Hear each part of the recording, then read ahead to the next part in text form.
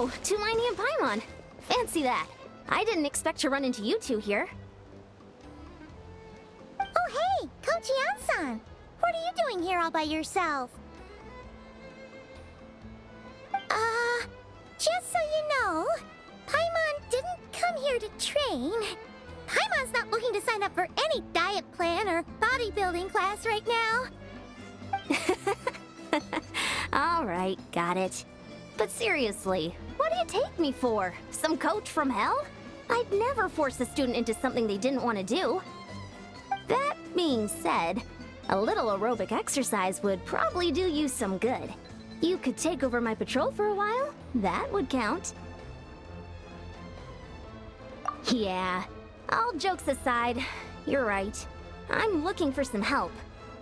The Collective of Plenty is holding a bodybuilding competition soon, and so many people have been busy squeezing in their last-minute workouts that we've run out of staff for patrols. Oh, so you've stepped in to cover their work. But don't you have a last-minute workout to do too? I'm good. For one thing, I believe peak conditioning can only be achieved through consistent training over a long time span. Cramming in a workout at the last minute does next to nothing for you. But more pertinently, well, as you can probably imagine, I'm not able to compete in any of the most popular weight classes, and there's no real competition in my own weight class. Yeah, that makes sense.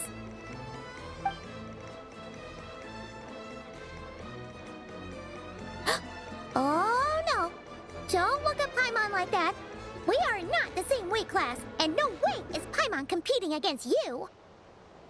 Traveler, let's just help with the patrol, alright? Otherwise, Yan-san's gonna make Paimon enter a bodybuilding competition! Perfect. I managed to get you on board with just one look. Thank you both. It should be pretty routine. Just keep your eyes peeled and make sure nothing strange is going on in the area. That'll free me up to check the other section. Let's meet back at the settlement when we're both done.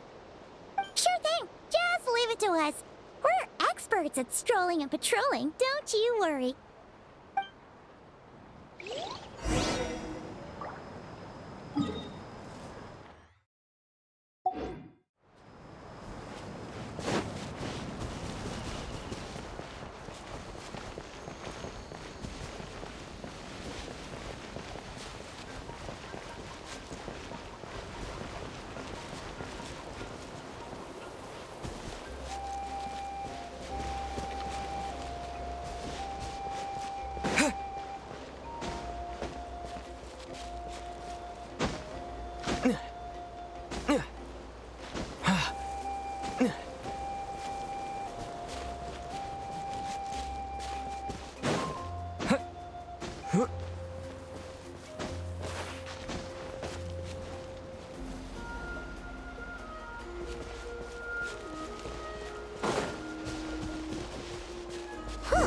What's this? Was there always a cave here? We should go take a look.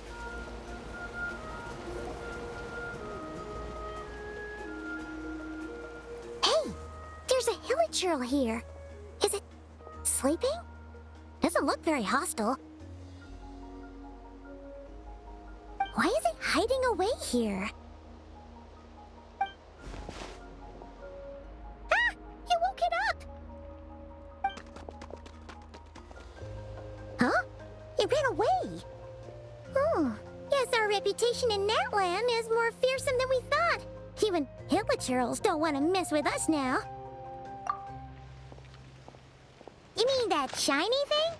Huh. Must have dropped it as it ran off. Huh. Paimon bets that hilichurl thought it was a priceless treasure. It was probably planning to hide it here for safekeeping. Until we showed up. Let Paimon take a look. Hilichurls aren't the brightest, so it might not be worth much, but still. What is it? You look so serious all of a sudden. Isn't this just a regular old key? The style is unusual, though. Doesn't look Natlanese. Where do you think it's from? What do you mean? What hibernation chamber? What spaceship? Wait, you mean the spaceship? The one that brought you to Tibet? So, how did that key show up here? Are you sure you didn't just drop it?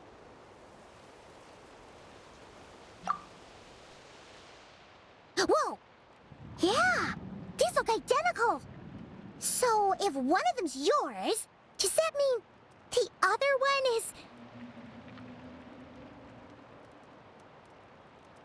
Knew it! Huh, the keys to a spaceship!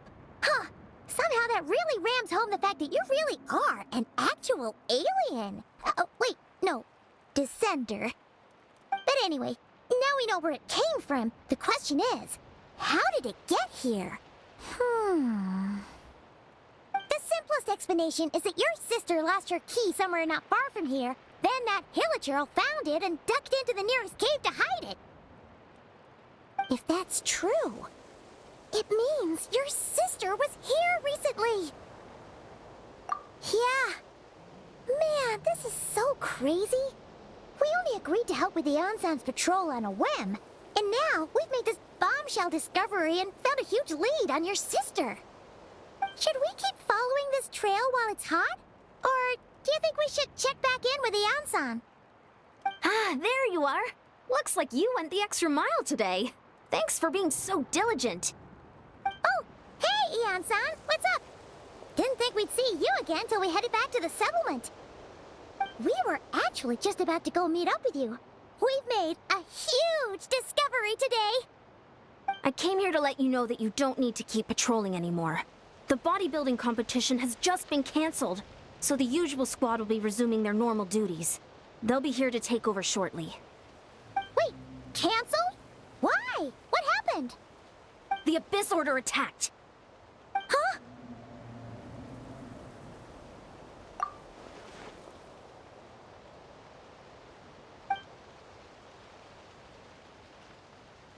I've heard of the Abyss Order, but this is the first time I've known them to take organized action on such a large scale. It's like they're preparing to go to war against our entire nation. One little sect versus the entire nation of war? How are they expecting to pull that off? Based on everything we've seen from them so far, they usually prefer to act in the shadows. So, what's different about it this time? What could they be after? No clue. All we know is that they've attacked our tribe, but that doesn't tell us much.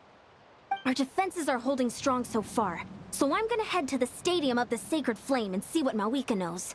If there's any information out there, she's the one people report to. Oh, want to come with me? I'm sure everyone will feel better knowing that the hero of Natlan is on the case. Great, then let's head over together.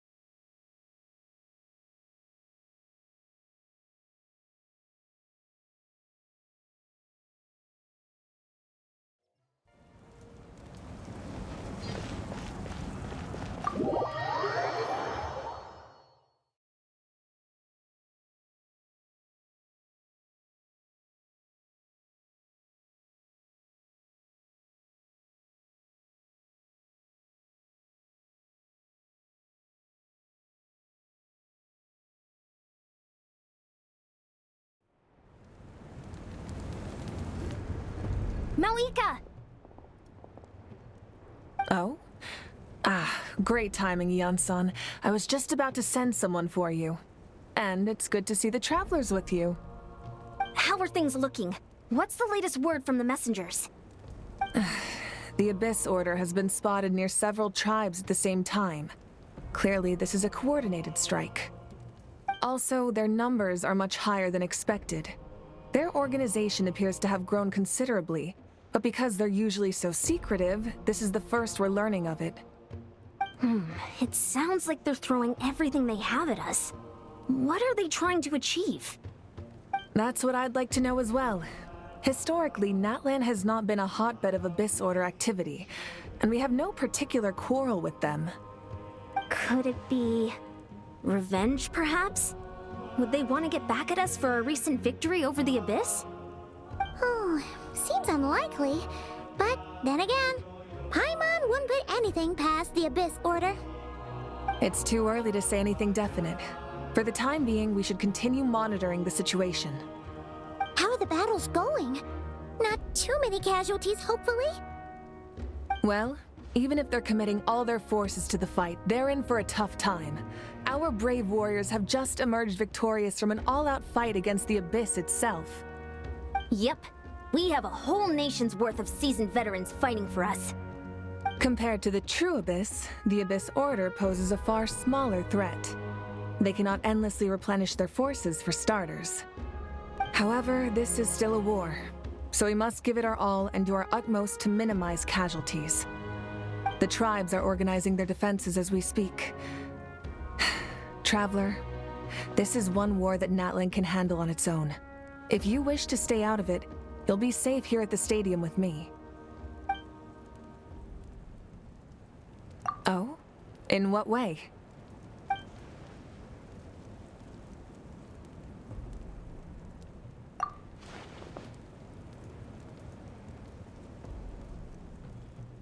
Yep, that's how it is.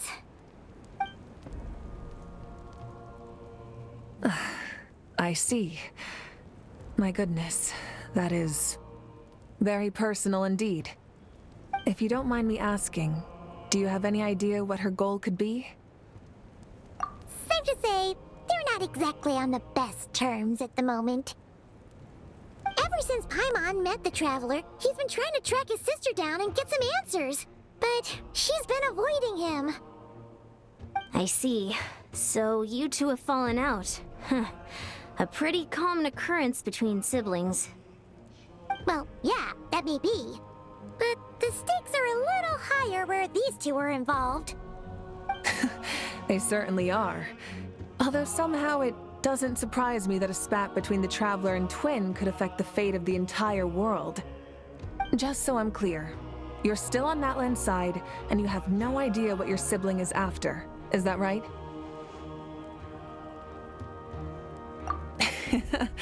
Well, that's a relief. When you first mentioned your sibling, I was worried we were about to be thrust into an impossible position.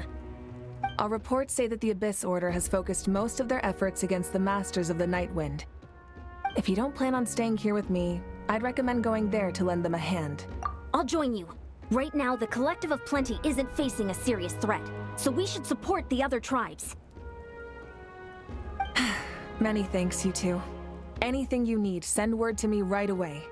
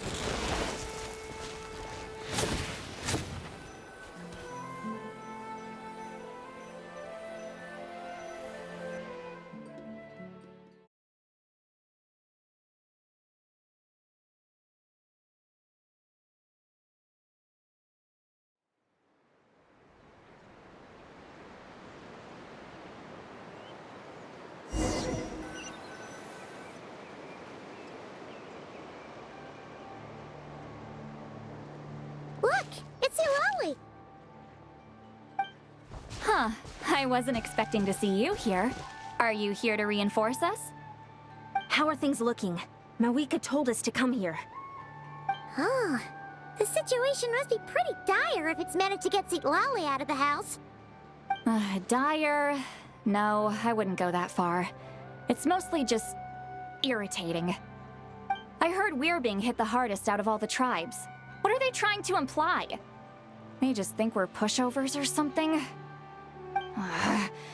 The more I thought about it, the angrier I got. I couldn't exactly concentrate on my novel after that, so... well, here I am.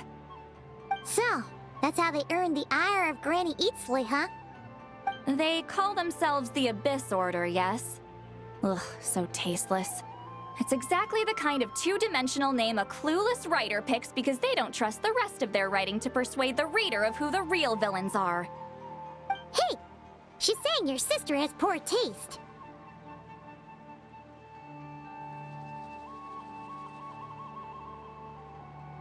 Wait, what? Are you saying his sister is a member of the Abyss Order? I only said that because I was mad, but maybe I went too far. Hey, let's save the chat for later. We've got some enemies incoming.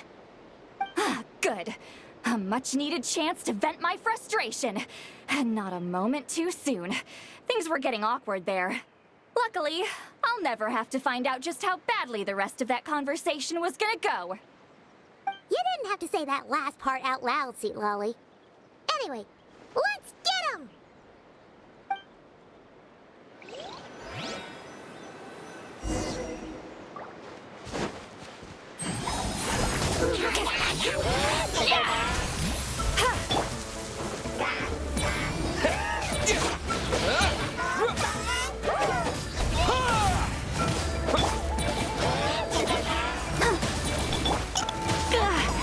Come a little closer.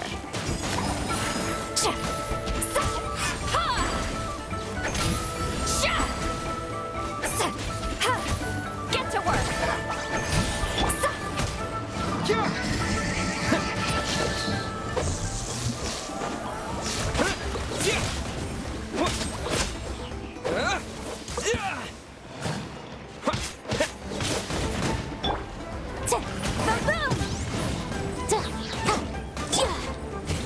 I'll protect us.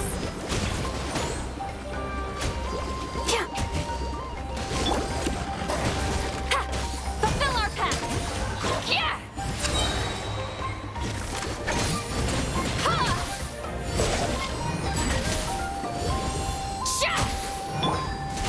Scorching burn!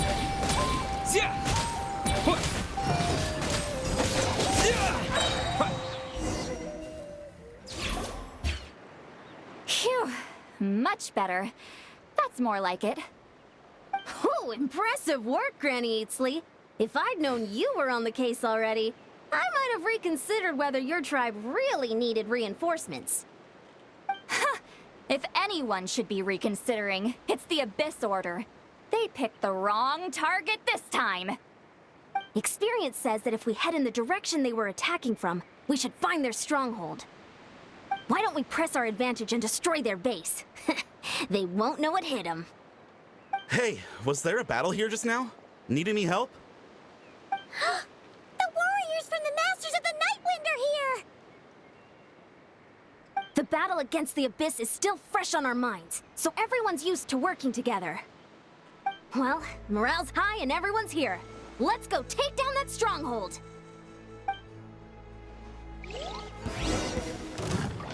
Show no mercy!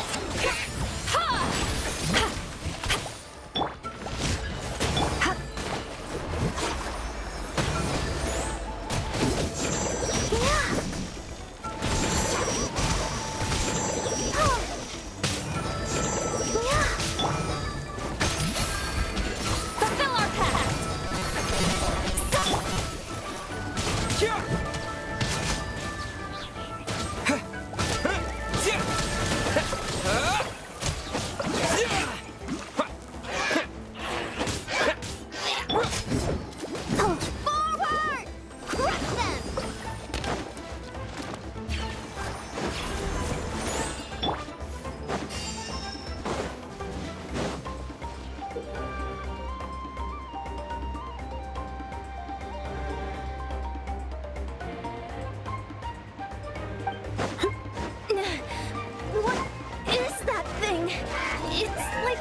draining the strength right from my body.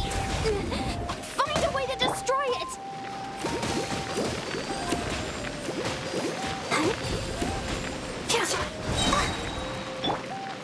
Scorching power!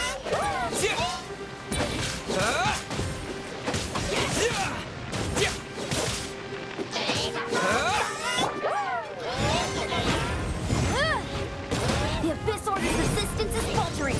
Now's our chance. Let the show begin.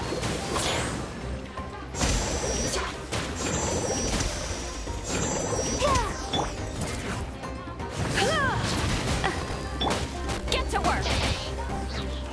Sha! Yeah! Eat Laline! Eat Papa! Get him! Sha!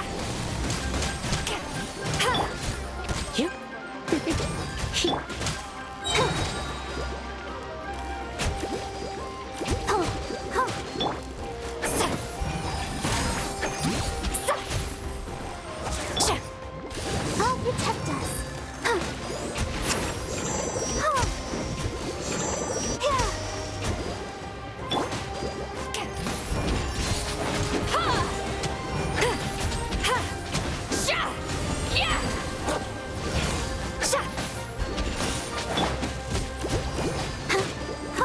Warriors, attack! After them!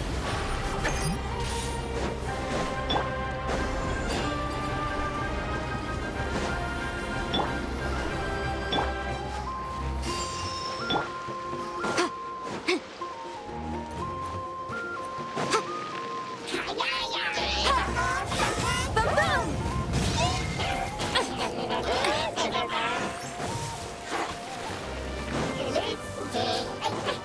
Shoo!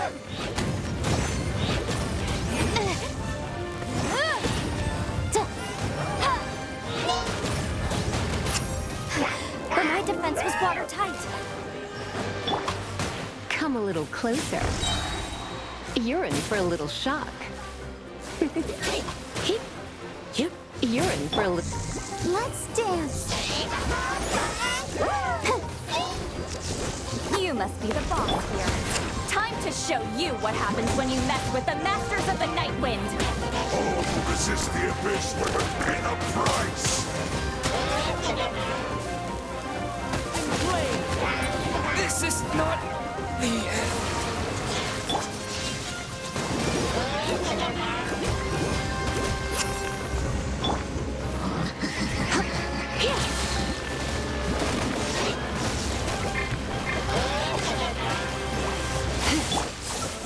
Show no mercy. Sha! Ha! Ha! You two! Time to end them! So far, let the show begin. Hi.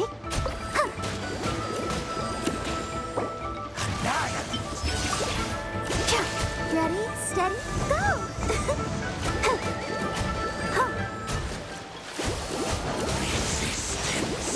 If you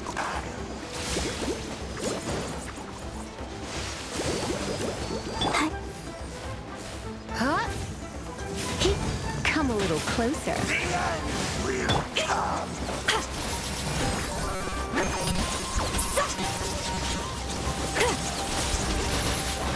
Sha! Ha! Ha! Yeah! Sha! Sha! Ha! Yeah! Ha! Sha! Ha! Yeah! Sha! Yeah! The end I'll protect us. is nigh.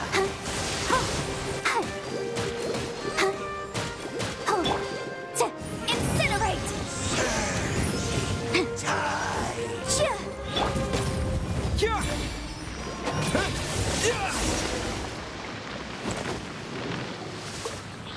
This stronghold is neutralized. Good work, everyone. The Abyss Order's all bark and no bite. To be honest, this was anticlimactic. I was hoping for a personal apology at the very least. And ideally, a whole speech acknowledging the superior might of the Masters of the Night Wind. Well, whatever.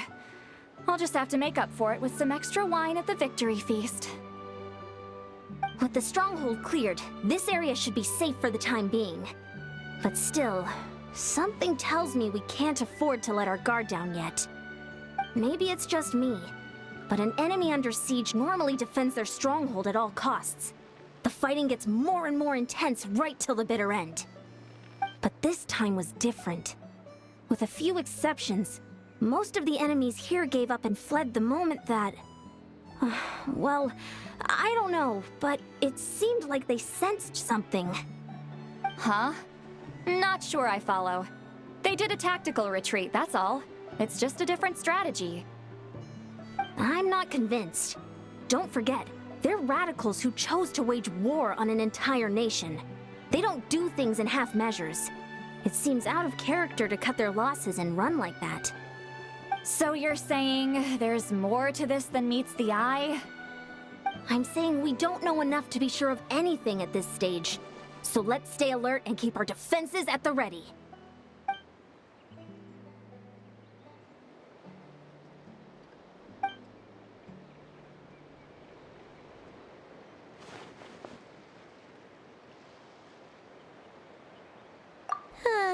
Paimon had a hunch you might say that. But you're right. If we can somehow use that key to track down your sibling, maybe we can end this war before things get serious. And maybe you can finally get some answers. Wait, you're leaving? But I was still debating whether to invite you to the first victory feast. Go ahead, you two. See, Lolly and I will take care of things here.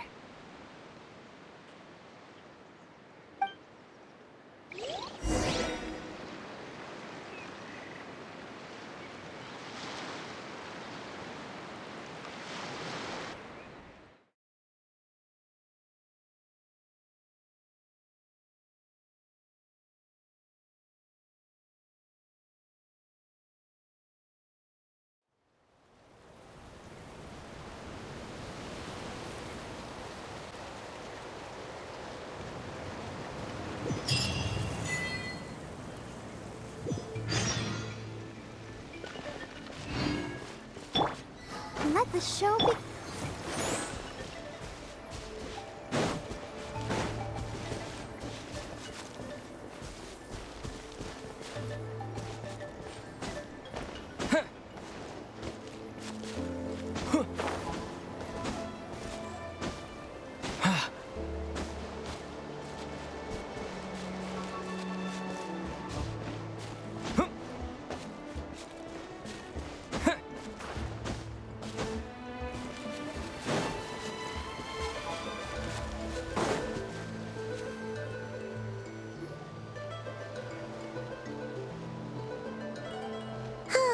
And we're back where we started.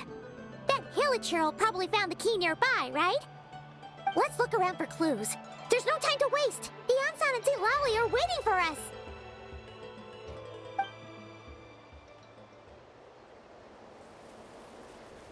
Oh, we've scoured the entire area, but still nothing. How the heck did the key end up in that Hilichurl's hands? Are we supposed to believe that it just fell out of your sister's pocket as she passed by?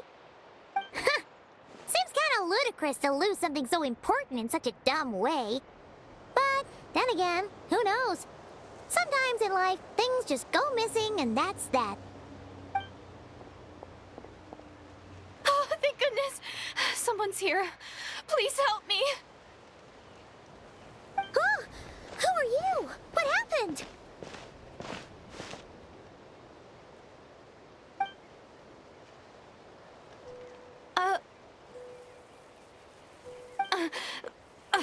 No, now isn't the time. Please, you've got to help me. I'm being chased by monsters and I can't keep running. Can you do something? Yeah, where are they? Paimon doesn't see any monsters behind you. Huh? I'm sorry, I don't quite understand. They're almost here. This really isn't the time to be joking around. We're not. We're completely serious. We don't see any monsters. But how? Ugh, there's no time. They're coming. We gotta run. What's wrong with that girl? She must be seeing things. Ugh. Oh no! It looks like something really hit her. Maybe she was right. Quick, let's see if she's okay. What's wrong? Are you hurt? What was that? The monsters! They're right there!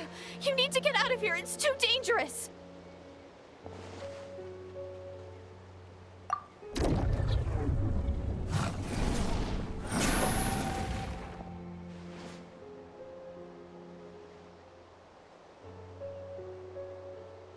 Huh?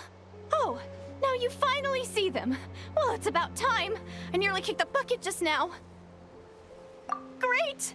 Thank you, Savior. Savior?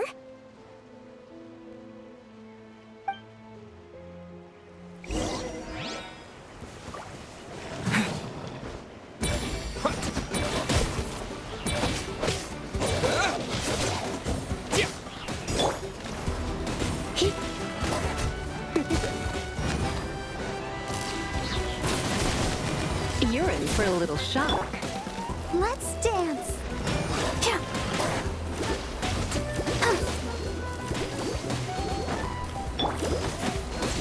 You.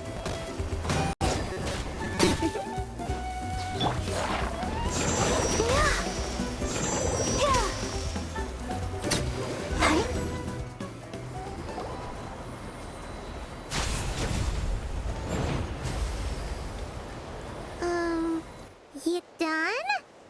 Paimon still can't see anything, so she can't tell. It just looked like you were slicing at thin air. Kinda funny, actually.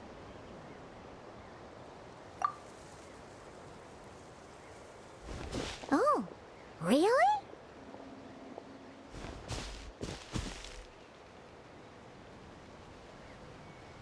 Sure.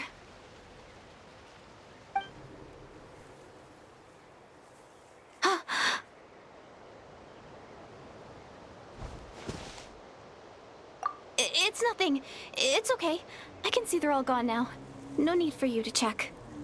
I didn't think much of it when the monsters were breathing down our necks, but now that I've calmed down, holding hands with you like this, I'm just a little shy, that's all. Huh?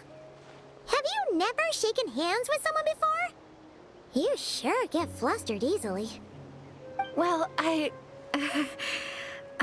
anyway, I haven't had the chance to introduce myself yet. I'm Deirdith. Thanks for, saving me just now. I'm really grateful for your help. No worries. Paimon's Paimon, and this is the Traveler. With him around, you'll be safe from any monsters. As long as they're visible. So, what was the deal with those monsters just now, anyway? Your guess is as good as mine. I could see them the whole time, so when you said you couldn't, I thought you were making fun of me. Whoa! That must have been scary.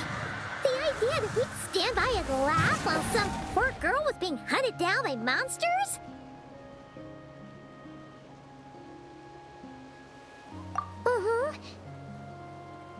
Don't worry, we aren't like that.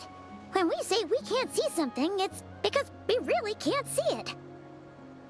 But more importantly, did the monsters hurt you? How bad is it? It's nothing serious. But I did sprain my ankle back there. I won't be doing any more running for a while. Good idea. We'll take you.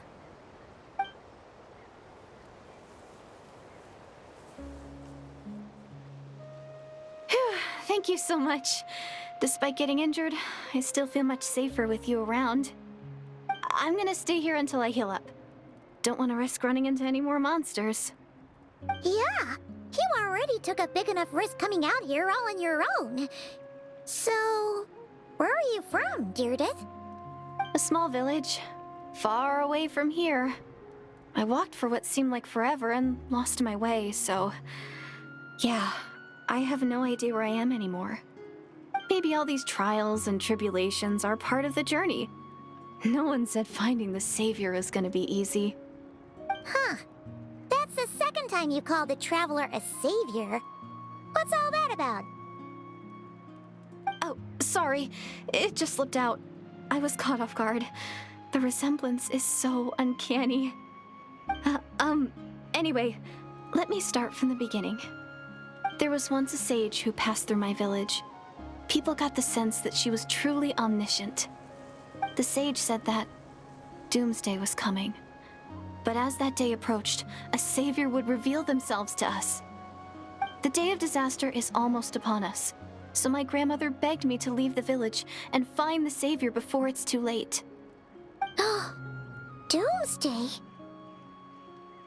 I've heard people talk about the savior since I was a kid. Growing up, it really made an impression on me. The description is practically etched into my mind. So when I saw your golden hair for the first time, it was like this image that's existed in my mind's eye all these years suddenly came to life. Everything matched. Oh, so that's why you were lost for words when you first saw him. Well, the Traveler's definitely got what it takes to be a savior. And he's already got a ton of titles, so he won't mind one extra. Actually, I don't think it's him. What? But didn't you say that everything matched? Everything except the gender. The savior was described as a young woman. Oh, for goodness sake. There are gender requirements to be a savior? Really? Oh, of course. If it's not you, then it's gotta be her. Who? Who is it? You have a sister? Well, then that's it. Oh, it's her. It has to be. Oh, thank goodness. Please, can you take me to see her?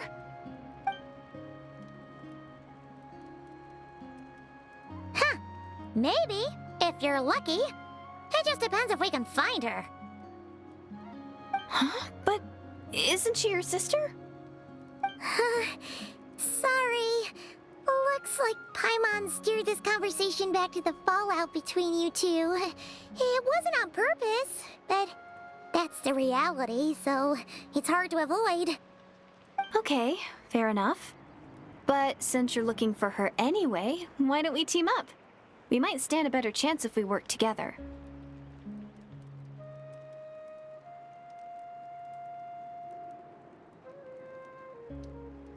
Yes, everyone says that the disaster is inevitable.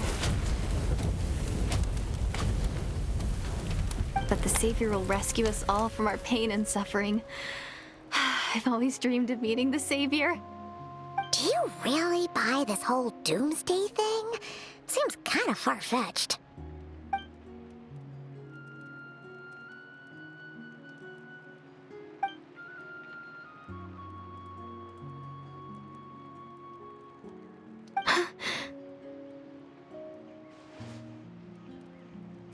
See? She broke eye contact. Sure sign of a guilty conscience. Time to press her for answers. What's wrong, Deirdith? Something's clearly bothering you. You want to tell us what's going through your mind? Oh, I just, how should I put it? The Traveler looks just like the savior of my dreams. And it's not every day that the savior of your dreams swoops in and saves the day in your moment of crisis. So I'm just a little overwhelmed, that's all. 3 seconds of unbroken eye contact is the limit. I don't think my mind and body can handle any more than that. What do you mean, limit? What happens after 3 seconds?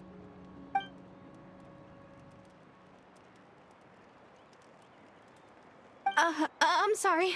Please forget that I said anything. Let's just leave it there for now. Like I said, I'm going to hide here until I feel well enough to move again. If you manage to find the Savior in the meantime, please come and let me know. Thank you. Are you sure you'll be okay here on your own? Do you have enough to eat? I'll be fine. I might not be much of a fighter, but I know how to stay hidden. And if I get hungry, I'm sure I'll find something around here. Don't worry about that. All right then. Well, take care. Being on your own isn't easy.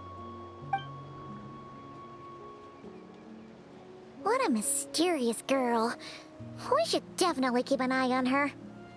But hey, at least she seems to like you. And it sounds like she's gonna help look for your sister when she's healed. Anyway, this is probably all the progress we're gonna make for now. Let's head back to the Masters of the Night Wind and see if they need our help.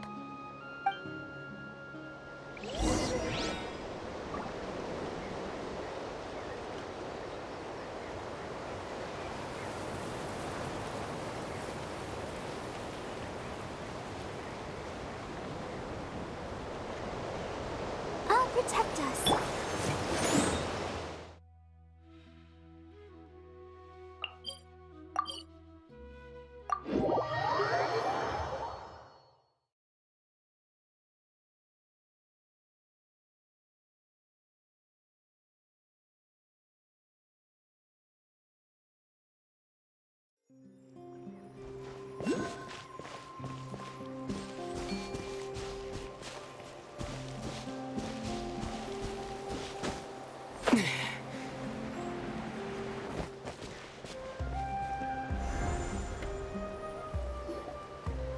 Oh, you're back!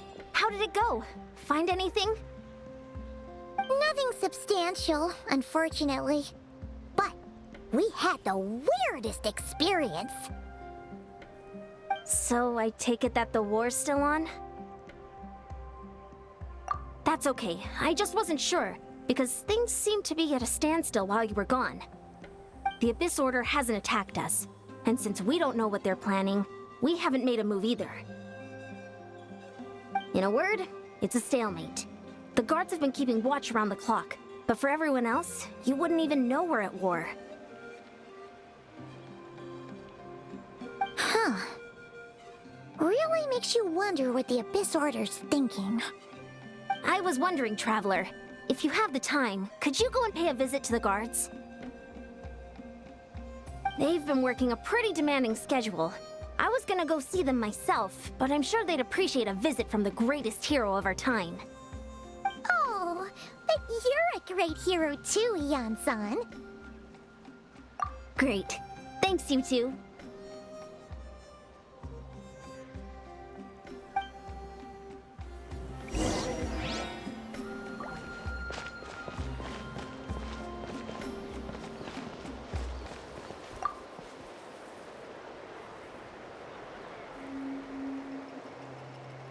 Wow, Tumaini, our hero.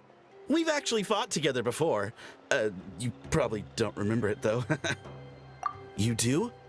Then it's truly an honor to serve alongside you once more. Thank you for standing guard this whole time. It's all good. Honestly, it's not been that much work. Haven't heard a peep from the enemy. Nothing that would indicate an impending attack. I've spotted a bunch of Abyss Order operatives, but they weren't acting hostile, just hanging around. There were even moments when they seemed to be meditating. At least, that's what it looked like to me. Maybe it's part of their religion or something. Out of an abundance of caution, I asked some shamans from the tribe to take a look and see if there was anything nefarious at work. But they didn't sense anything untoward, so we just put it down to religious ceremony and left them to it. Huh. Interesting. Oh well, the more time they spend meditating, the less time they spend trying to beat us to a pulp.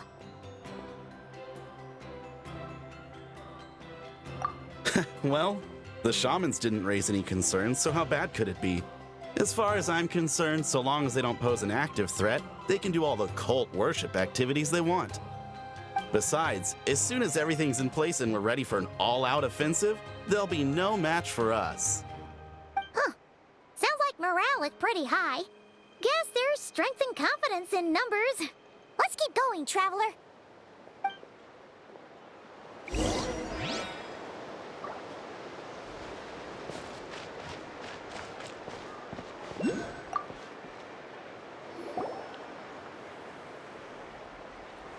Huh? Is that Tumaini? What brings you here? Is this, like, a meet and greet? I wasn't... I'm so nervous. Hey, come on! You'd march to war without so much as blinking. What's so scary about a chat with a traveler, huh? It's not the same thing at all. There are plenty of chances to go to war. But a one-on-one chat with our great hero? That could be a once-in-a-lifetime opportunity. How can I not be nervous? What if I say something wrong? Or if my posture's bad? Or if I accidentally make a weird expression with my face? One bad impression can stick for life. No one's here to judge you on your posture or your facial expressions. Relax! All right, then. I'm sorry, great hero, but I have a small favor to ask. Let Paimon guess. An autograph, right? That's easy. May I challenge you to a fight? What? How can you be so audacious and so sheepish at the same time? Huh. Paimon's starting to think your nervousness is all just an act. No, of course not. I just figured that if I don't ask now, I'll regret it for the rest of my life. But I am still on patrol, so please, Great Paimon, if you wouldn't mind taking over for me for just a few minutes? Ugh, again with the sheepish audacity. Just pick one or the other, will you? Woohoo!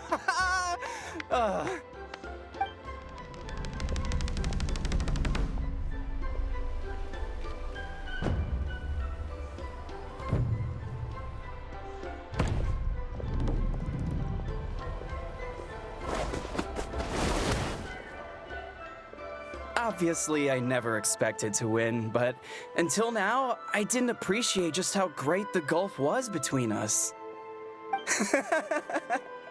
I'll be bragging about the day I got to spar with Tumaini for the rest of my life. Today's really my lucky day.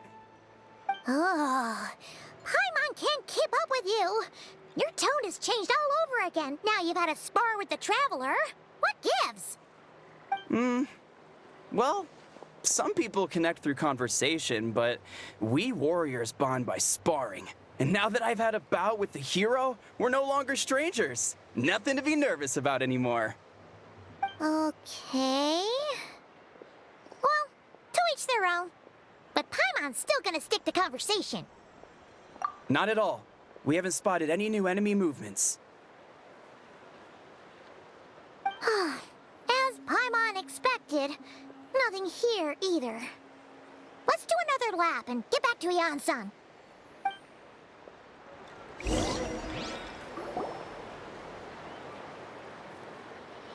You're back. So, did the guards find anything? Nothing much, no. Someone mentioned that the Abyss Order has been doing some kind of meditation or prayer, but apparently it seemed harmless. Paimon wants to lodge a complaint about one of the guards, though. His name's Kentaro.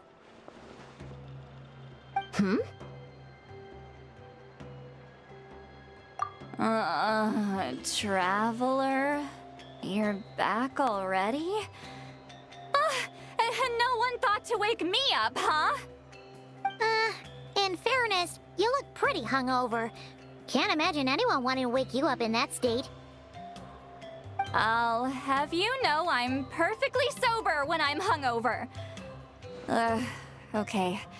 I'll admit that sounds strange at face value, but regardless, what I meant to say is, I heard something about the Abyss Order engaging in meditation. Yeah, that's right. Does that mean anything to you, Siglali? I sensed something strange in my dream. It was vague, but it seemed as if some noise had found its way into Natlan's ley lines. Oh, what does that mean? Hard to say. I don't think it had any tangible effect on the Night Kingdom or on our ley lines, but still. It's like a signal that exists on a different dimension of reality. It might not interfere with ours or pose any detectable risk, but I just get the sense that something strange is going on. Oh. So even someone as familiar with the ley lines as you can't tell what's going on. No wonder the shamans that Satura called to the front lines couldn't sense anything. Ian-san, I think we should go talk to the chiefs. There's no point dragging this out. We need to take the initiative and drive the Abyss Order out of Natlan for good. If that's the Council of Granny Eatsley, I'm sure the chiefs will agree. But it will still take us some time to gather the required force. In war, adequate planning and preparation is the key to victory. Sure, but the finer details aren't my concern. Anyway, I'll leave you to it. Just remember to come find me when you're ready to talk to the chiefs. Oh? Sure, what is it? Huh, you mean only select individuals can see them? Now that's a strange one. I guess they could be manifestations of a disturbed psyche? Or extreme negativity embodied in physical form? It could also be a simple case of dead monsters whose souls got stuck here somehow. Well, I say simple. Things quickly get confusing when you start looking into monster souls. For starters, trying to figure out which classification system to use is a real pain in the... Alright, we get it. Granny Eatsley's learning and wisdom knows no bounds. But could we just get the short answer? Hey, I was just thinking out loud. You really think I was just trying to flaunt my knowledge? Anyway, the short answer is... there are many potential explanations for the kind of phenomenon you describe. That said, it's not something I've ever encountered in all my years. Whew, wow. Okay. Well, if Granny Eatsley's never seen it, it might as well not exist, right? Hey, I'm not that old! Care to elaborate on what happened? This all sounds rather mysterious.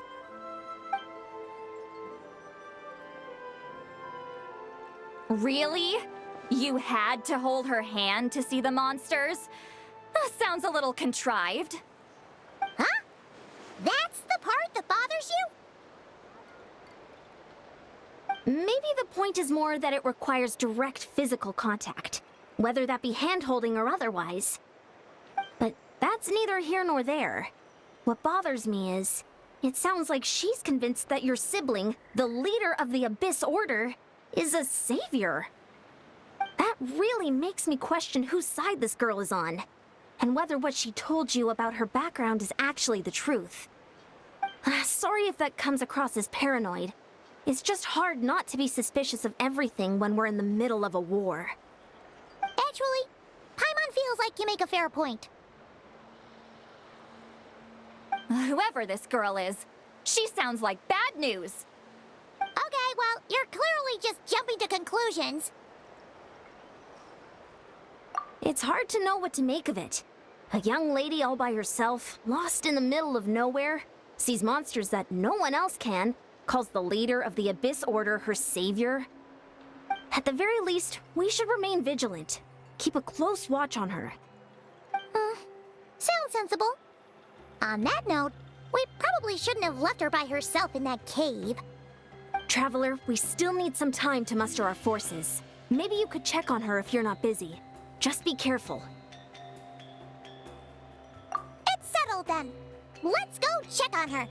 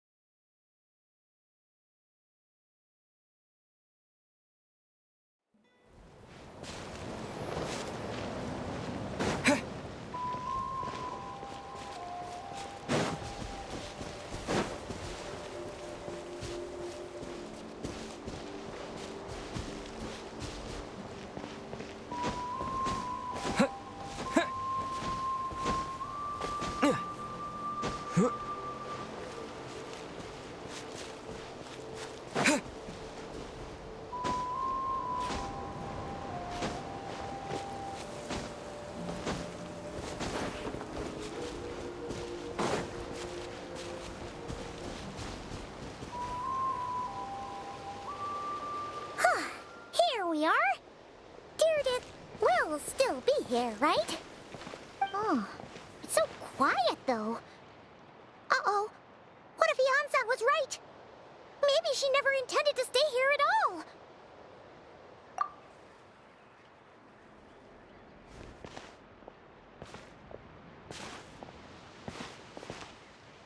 Traveler, watch out!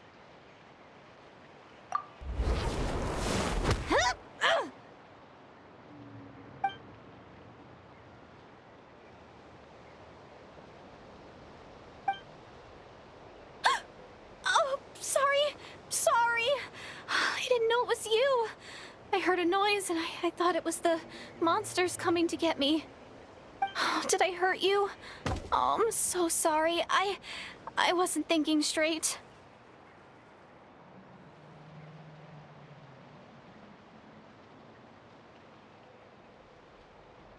Phew.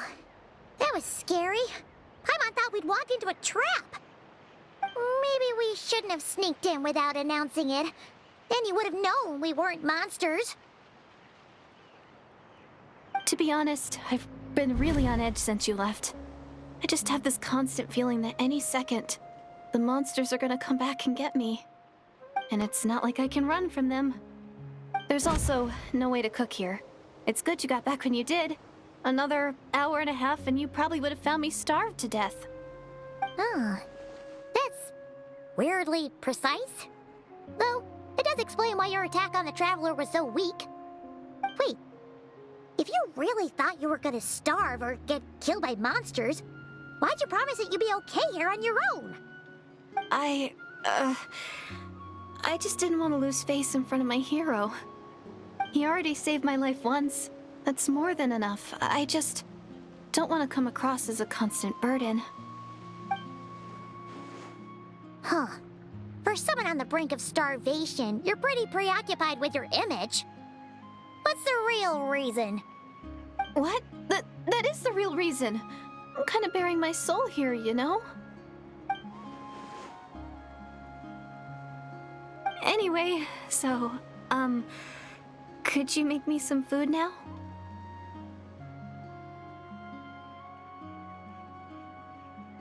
Oh, Paimon's getting hungry now, too. Go on, then. You can join us for dinner.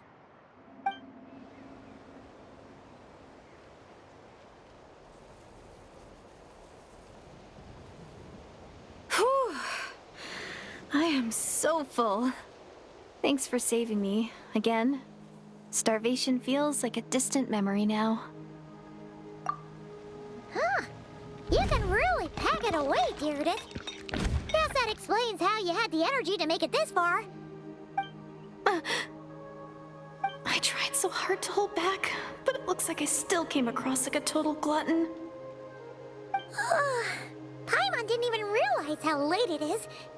Hey, the night sky here is really pretty. Yeah, and it's all thanks to you both that I'm able to relax and enjoy it. I was cooped up in that cave the whole time you were gone. Now, I'm finally out. The air seems fresher, and the stars more beautiful than ever before. You weren't in there that long. When I was young, I used to lie on the roof of my house, gazing up at the stars. And often, my mind would drift to this question. Is this starry sky actually real?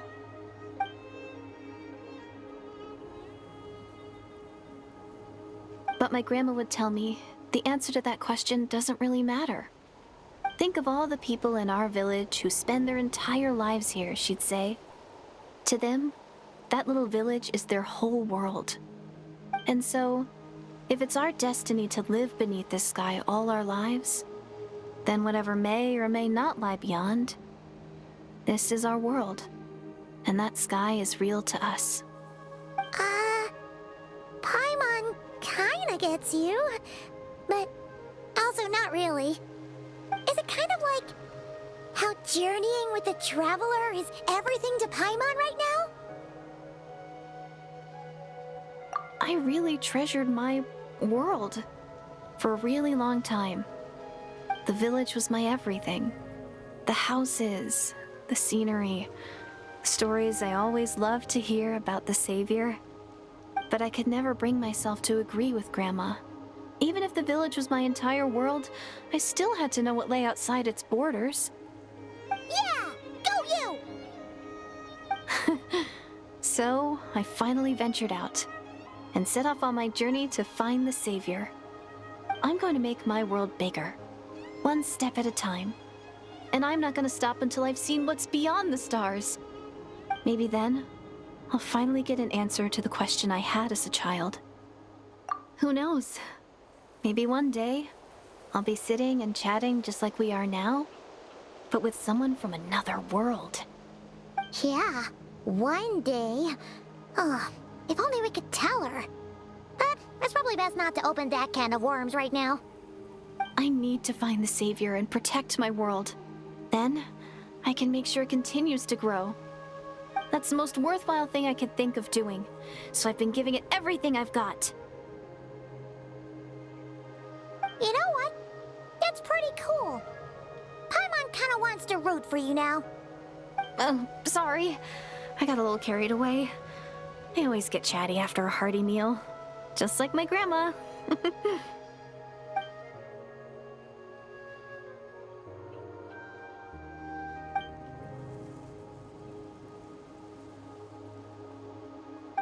Hold on. Shh.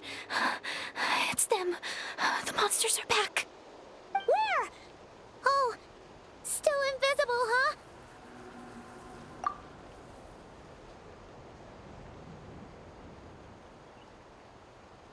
Can you see them now?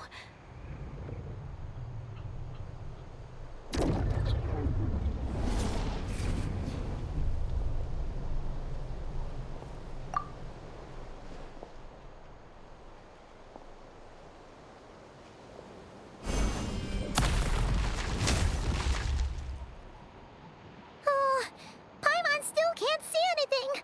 But please, be careful.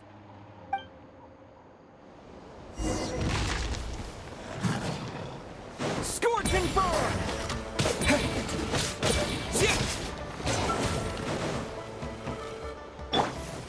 He...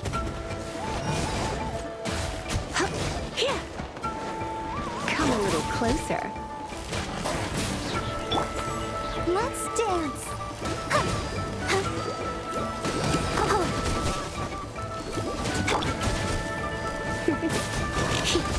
Come a little closer.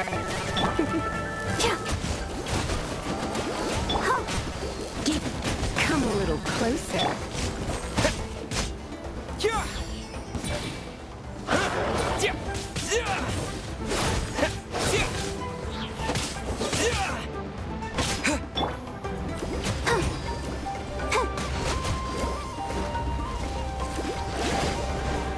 Let the show begin. Right?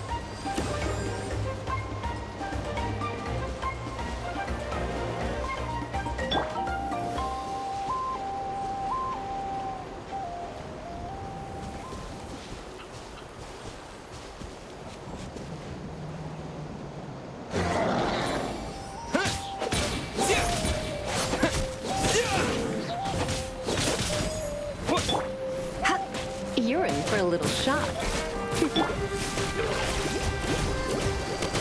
Let's dance. Right?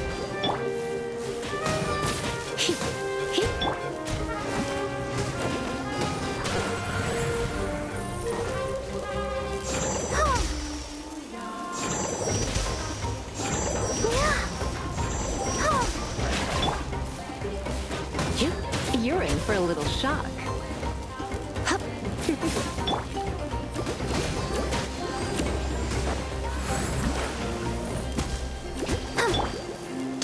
Come a little closer. You're in. I'll protect us.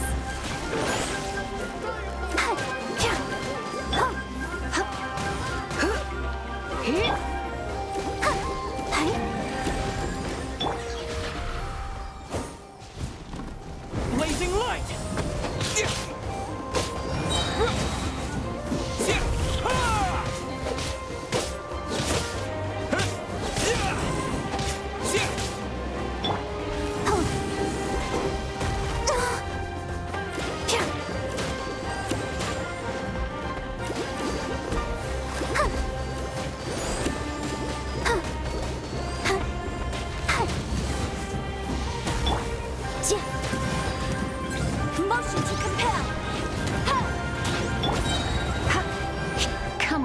closer.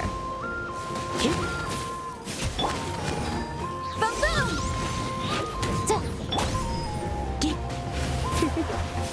Come a little closer. You're in for a little shock. Scorching forward! Huh? Wow, that was fast!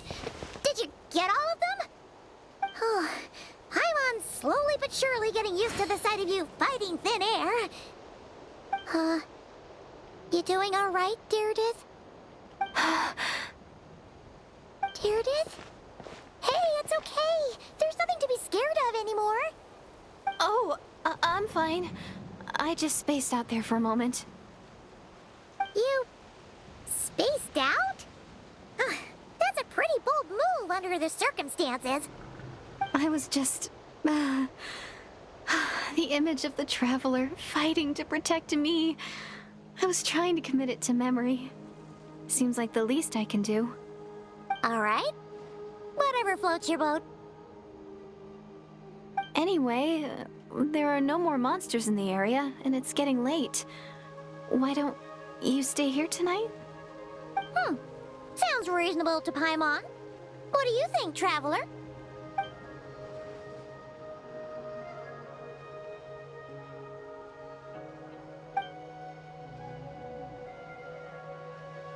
Alright. Deirdith will be... Huh? Deirdith? Why are you going in alone?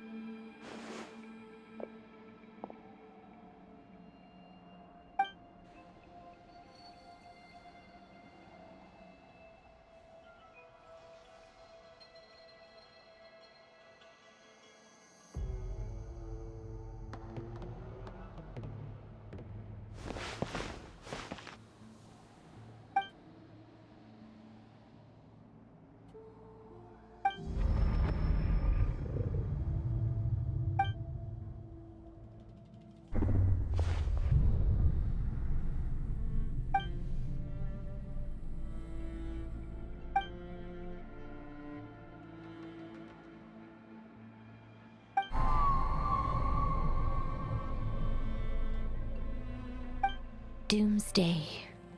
A fitting name indeed.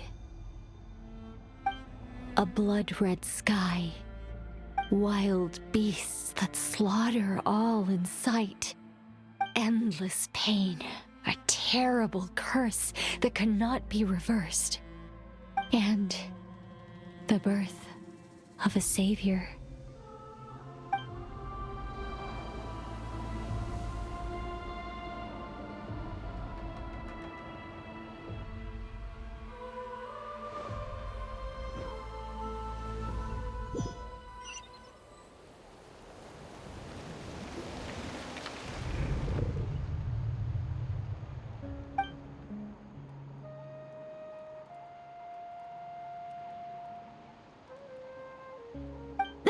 You're awake. I'm sorry. I didn't mean to,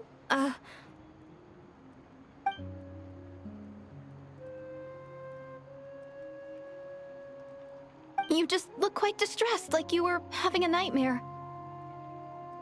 I thought if I took your hand into mine, you might find it soothing. At least, that's what my family always did when I had nightmares. But it didn't seem to work on you. In fact, I think I made it even worse. I'm so sorry. Oh, is that right? You better not be trying to pull a fast one on the Traveler. What? Don't be so... I have more self-control than that. Self-control? What does that have to do with it?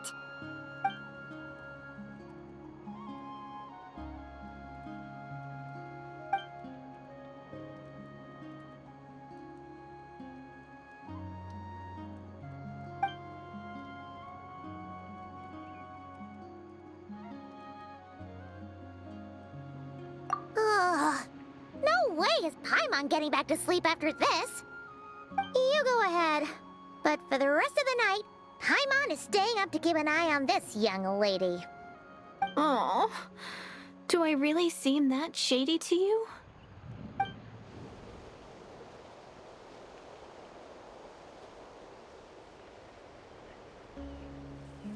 Well, Deirdith, there should be enough food for 3 days. Make sure you eat the perishable stuff first, so nothing goes to waste. You can't tell which stuff is perishable, right? Yeah, I can tell from the ingredients. Thank you so much for making all this for me. 3 days will definitely be enough time for my ankle to heal. Then I'll continue on my journey to find the Savior. All right, then we'll be off. Bye for now, Deirdith. See you? Wait! But if this is goodbye, how am I supposed to find you again? Oh, I mean, what if I find your sibling? How am I supposed to let you know? Ah, that's a good point. We share the same goal, but we're constantly on the road, so we've got no fixed address. How about this? When the time comes, you can just write a letter to Mawika. She'll be able to find us for sure. Mawika? Who's Mawika?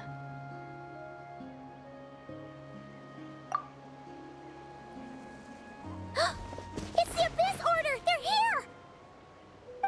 But it doesn't look like they're marching to war. More like they're running away? Where? What are you talking about? A bunch of Abyss Order thugs! You don't see them? They're heading right this way! That's strange. I guess it's my turn to not be able to see the monsters.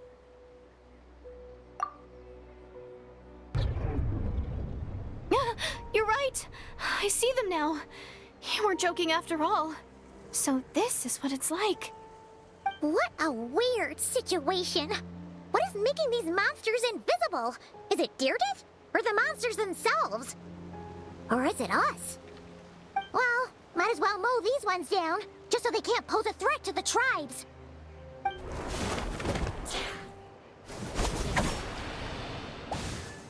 Woohoo! All done! Their morale seems super low. Guess they really were on the run, huh? So there's no more of them, right? I still can't wrap my mind around this. Why couldn't I see them until you took my hand?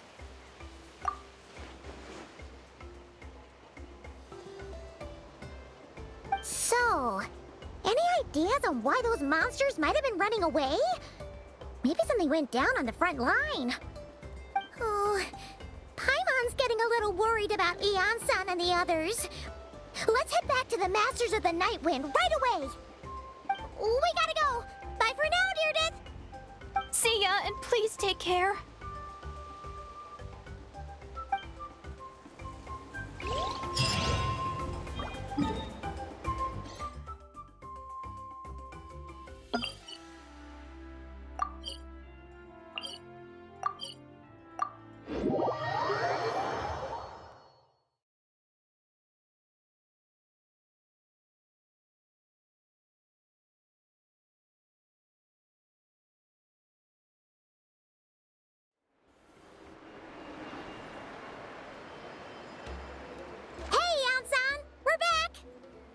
We ran into quite a big group from the Abyss Order just now.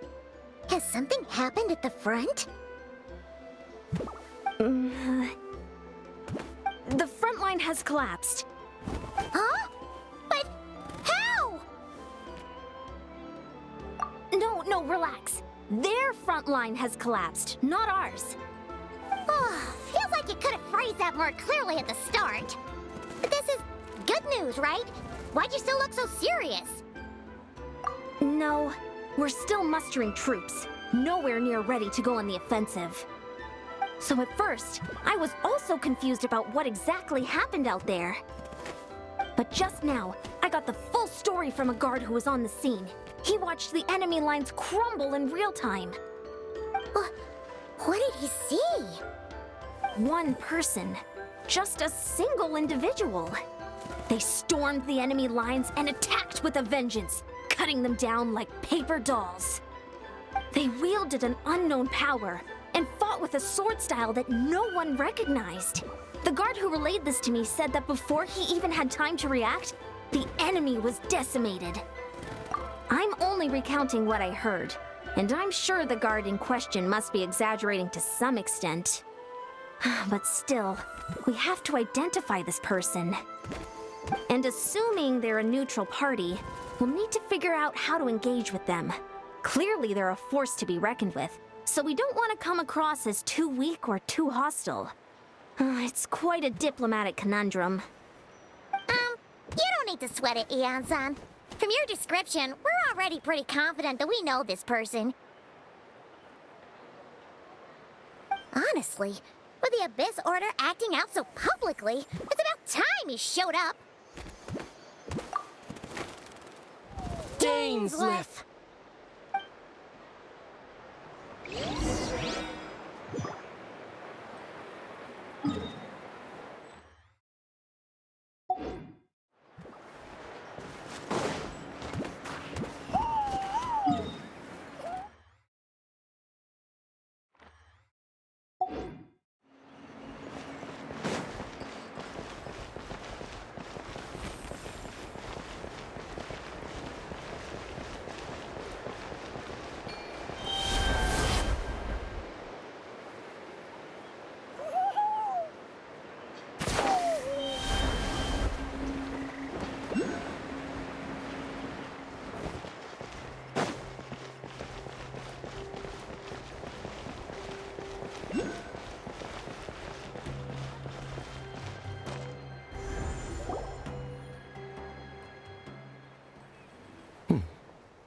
Were you waiting for me? It's been a while, Dane. And yeah, after we heard what went down, we figured you'd shown up. You caused quite a stir, you know. Oh, this is a friend of ours from Natlan. Her name's Eon-san. She insisted on coming here to thank you in person. It is my honor, Mr. Dainsleif. Thank you for breaking the stalemate in our war against the Abyss Order. Natlan is fortunate to share a common enemy with such a mighty warrior as yourself. Oh, no need to thank me. I hunt the Abyss Order for my own reasons. Please don't mind him, Eon-san. He always talks like that, but he's a pretty nice guy deep down. It's quite all right. Uezo Eonson respects those of great power. It's quite clear that he meant no offense, and I am still delighted to make his acquaintance. Anyway, since you're old friends, I'll leave you to catch up for now. Take your time. Sure thing. You probably have plenty of other stuff to do anyway, right? Since this war isn't exactly over. See you later, Eon-san!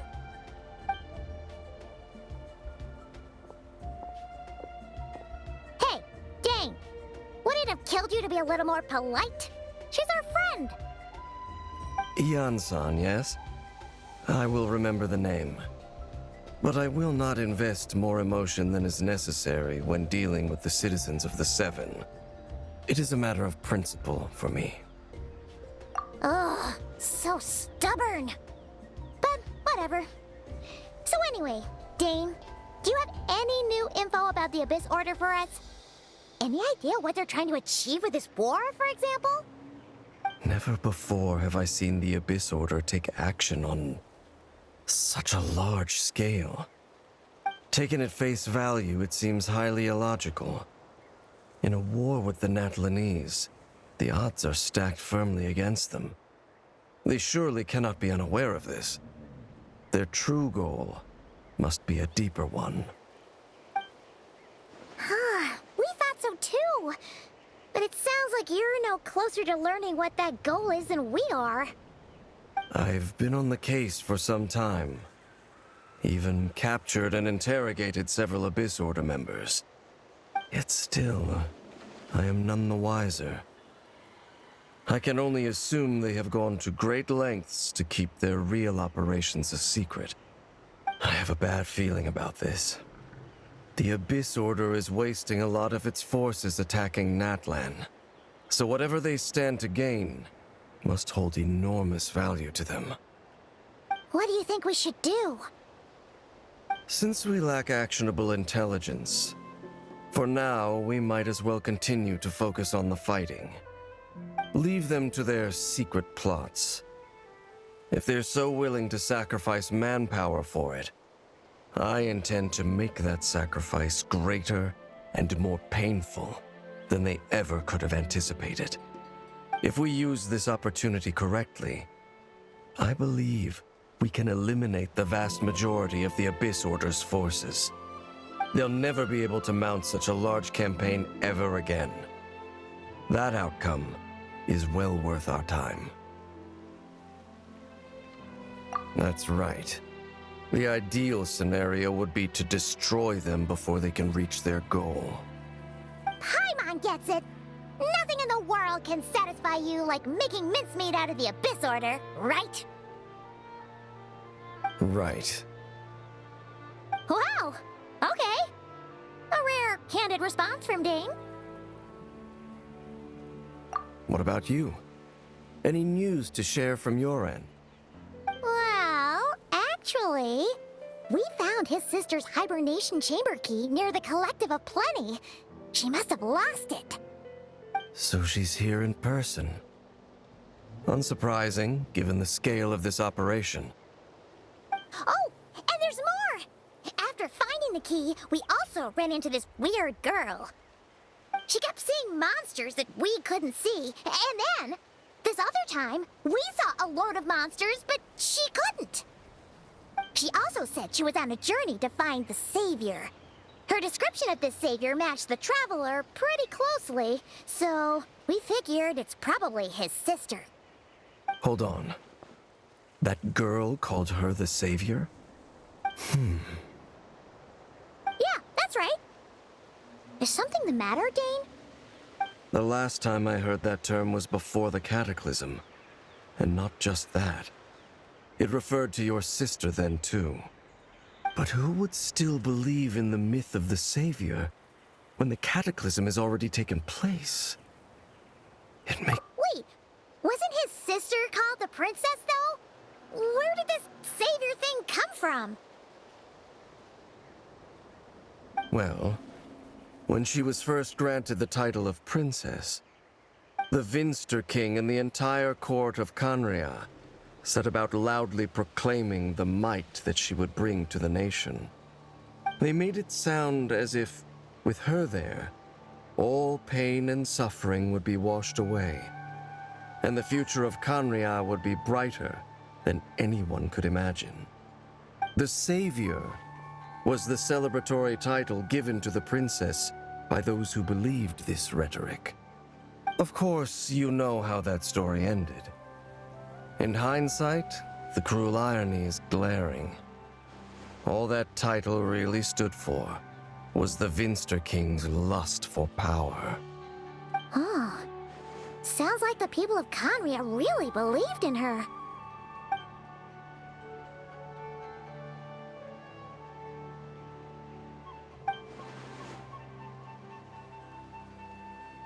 As for the girl you met, allow me to offer some speculation.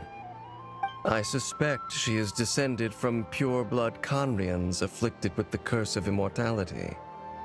They must have resettled somewhere remote, cut off from the rest of the world. That would explain how her people retained their ancient beliefs, including the myth of the golden-haired savior. Ah, Paimon gets it now. So, a bit like Kaya, except she grew up somewhere more isolated? Still, that doesn't explain the invisible monster situation. If she can't provide us with any more valuable intelligence, I suggest we shift our attention back to the Abyss Order. Sure. Also, why don't you stay with us at the Masters of the Night Wind for tonight? You must be tired after all that fighting today. I will consider it. But we must discuss our next steps first thing tomorrow morning. We can't give the Abyss Order any time to regroup.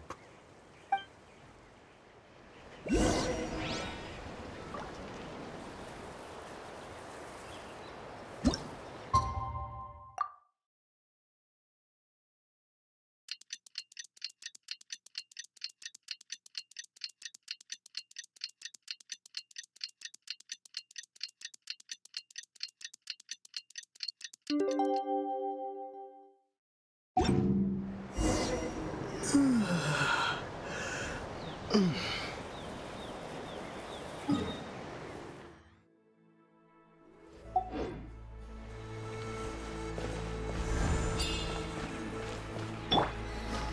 the show begin.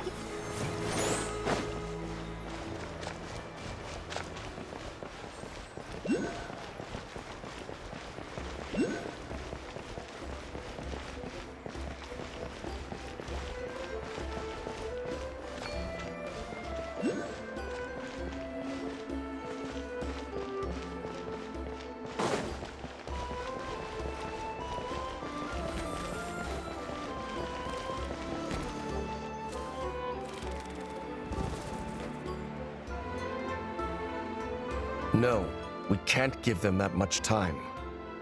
Is that Dane and Yan-san discussing strategy together?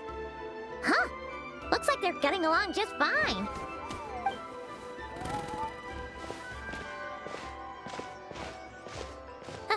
Morning! What are you guys talking about? Ah, you're here. I have some good news to share with you. We just got word from the Scions of the Canopy. Their intelligence has reported that they've discovered the Abyss Order's headquarters in Natlan. After their front lines dissolved, the bulk of their forces fell back to that area. It's also where their central command is located. The location? The Cinder City. Cinder City, huh? That tracks. Seems like their kind of place. Hey, this is great! This could be our chance to crush the Abyss Order once and for all! And with any luck, maybe we'll find your sister there too. Yep, our army is almost ready, and we've sent a message to Malwika to let her know the plan. We can't really launch an operation this big without the okay from the Archon. I beg to differ. This is wasting time. You have the intel you need, so act on it. Every second you delay only increases the Abyss Order's odds of survival. I've already explained my reasoning, Mr. Dainsleif. I understand your concern, but an immediate strike is not on the cards for us. Very well. Then I will go there alone. Thank you for the intel, Yan-san. You're gonna go on your own? Come on, be sensible. Just wait a tiny bit longer, and you'll have a whole army going with you. It's all right. I support your decision, Mr. Dainsleif. Huh? Shouldn't you be talking sense into him? I admire his courage, and I believe he is strong enough to take on the Abyss Order on his own. And even if things don't go to plan, he just needs to bide his time until we arrive with reinforcements. Mr. Dainsleif, I wish you the very best of luck. Thank you. Looks like he's waiting for you to say something, Traveler. Oh, for a second there, Paimon actually thought he was gonna brave it alone. And then he called his own bluff. Gotta pick the right location.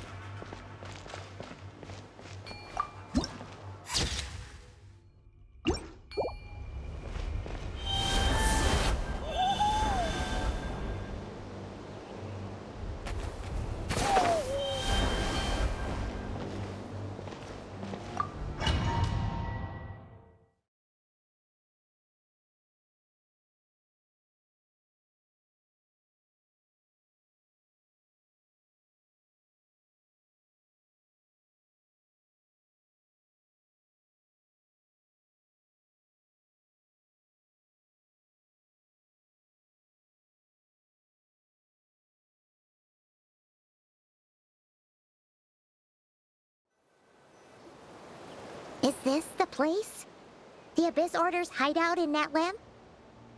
All these years, the Abyss Order has managed to either stay hidden or fiercely defend their position. This may be the first chance I've ever had to finally make a serious dent in their forces. Which reminds me, once the fighting starts, I can't promise I'll be able to have your back at a moment's notice. But if you run into any Abyss-powered mechanisms, feel free to leave them to me. I'll take care of them when I can.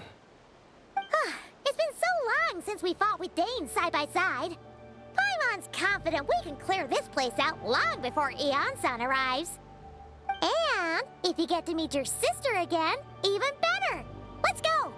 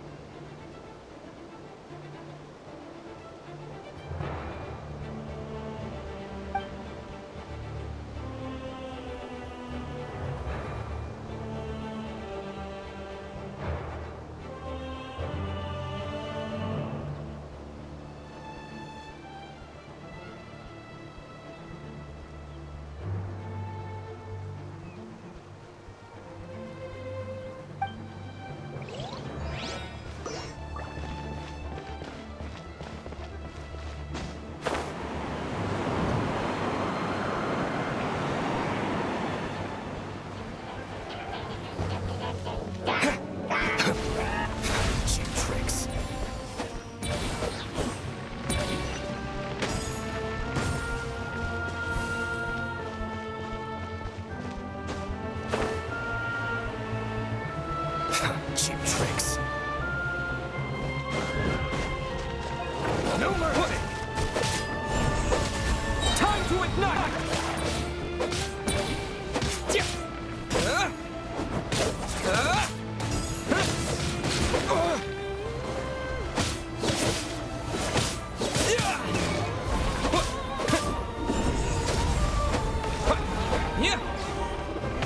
You won't get another chance.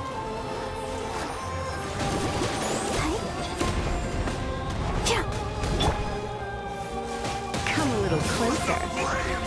You're in for a little shock.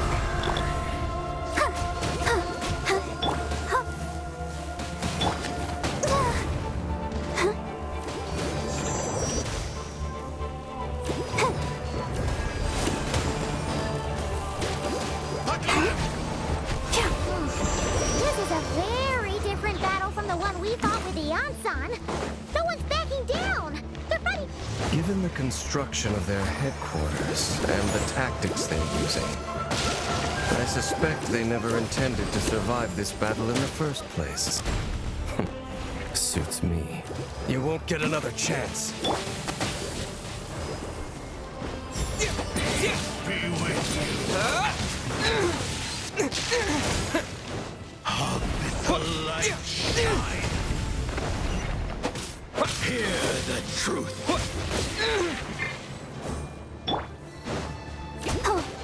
The gifts of grace.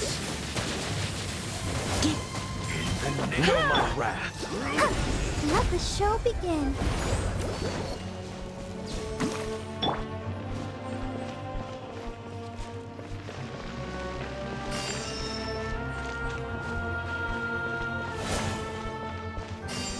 You won't get another chance.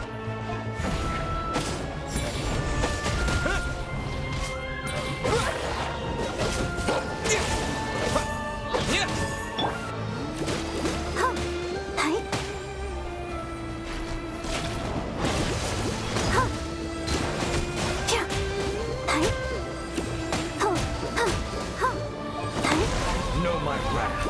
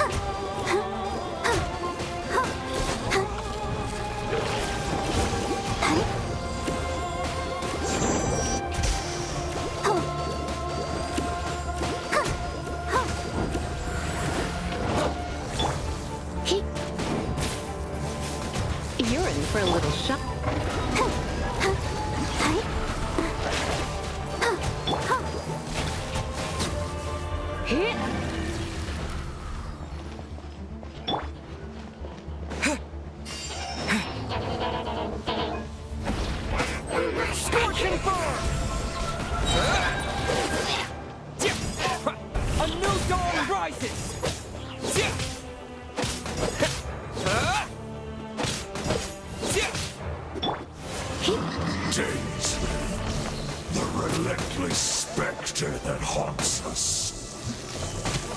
The abyss is all present. To flee is futile, to resist it, vain.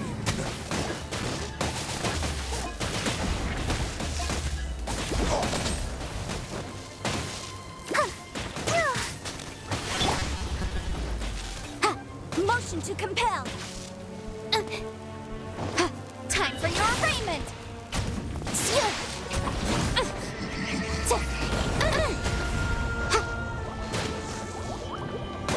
Foolish mortals! Incinerate!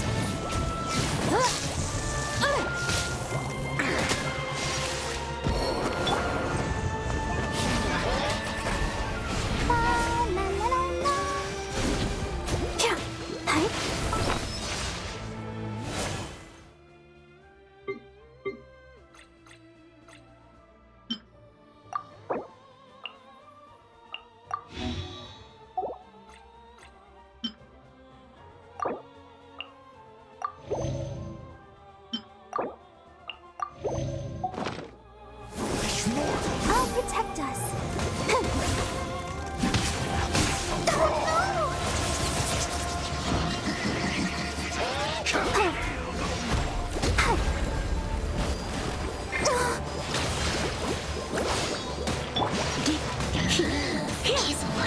You're in for a little...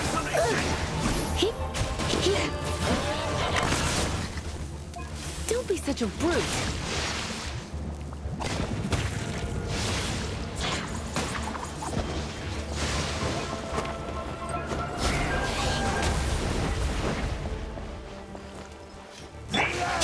Let's dance.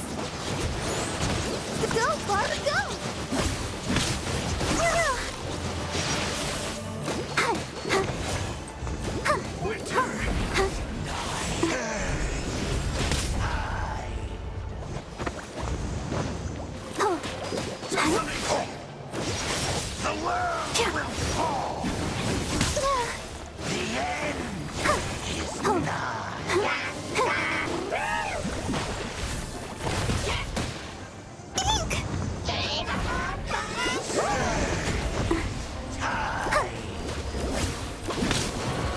I can't stop loving me.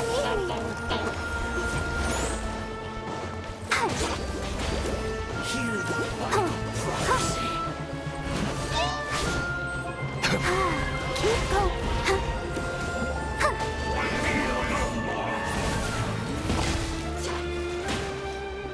Desolation!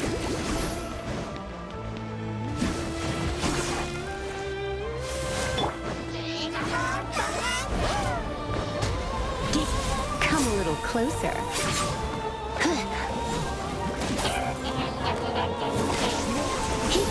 You're in...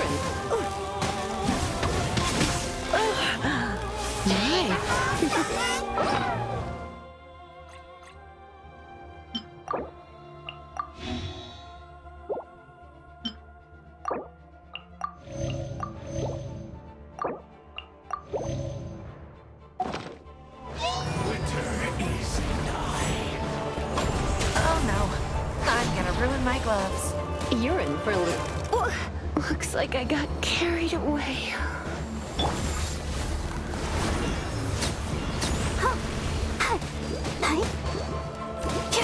Know my wrath. We've reached the end, but still no trace of your sister. So, who's calling the shots here?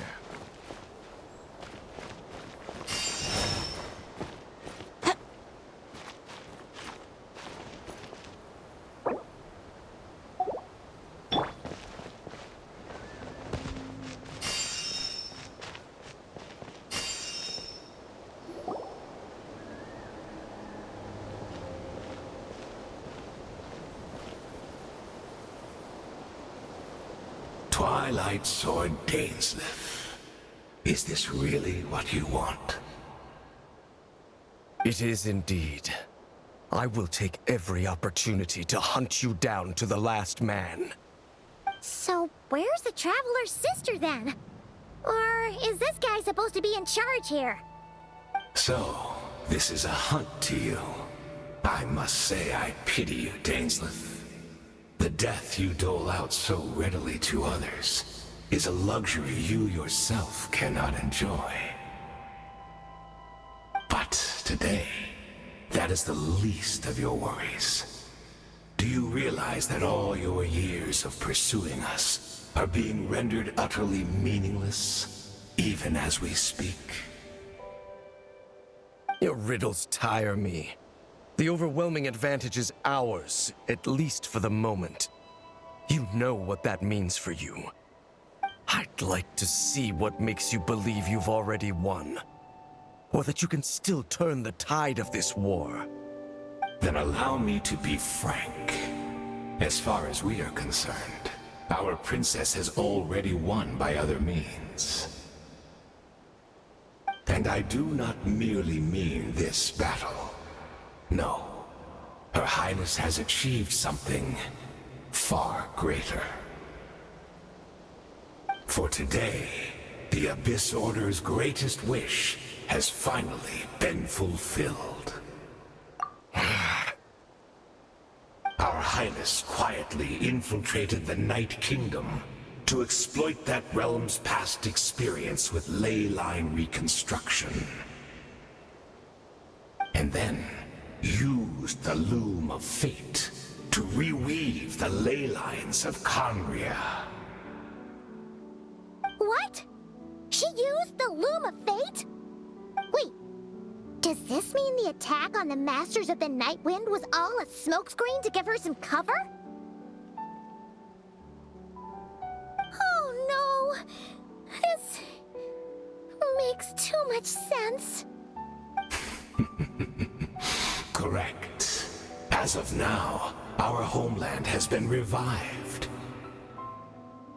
And all of my comrades that you have slain, Dainslith, they shall forget the struggles that have beset them these past 500 years, and begin their lives anew in a Conria restored to life. What a load of drivel. Your falsehoods are riddled with flaws. My ears tire of your tedium. Right! You still need a few steps after that, such as finding a place to host the ley lines you just re-wove. Plus, if it was really so easy, Malika and the captain would have had a way easier time during the war. I have one simple question. If Conria has indeed been revived, as you claim, then where is it? Oh, you poor fools. Clinging to delusions, even after the truth has been plainly revealed to you. Think back on the past few days. Have you truly not noticed anything amiss since the start of the war?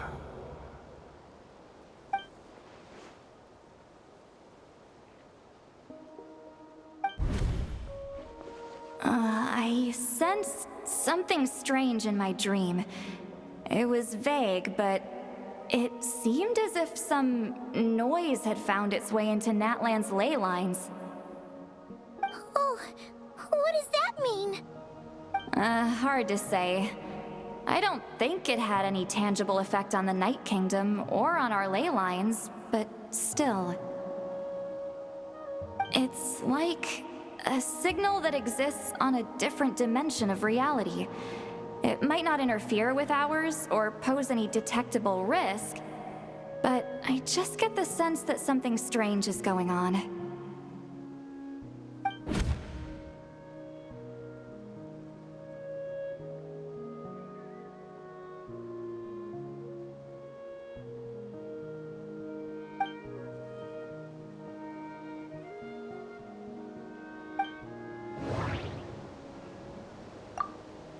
The Abyss Order retreated when we attacked their stronghold with Yansan and Seat Lawley. This isn't their usual style. According to a guard stationed near the Masters of the Nightwind, many members of the Abyss Order were seen idling around during the lull in the conflict, even settling down to meditate. I couldn't see the monsters that Diridith could see. And she couldn't see the ones I could. We could only see the monsters in each other's sight after making physical contact.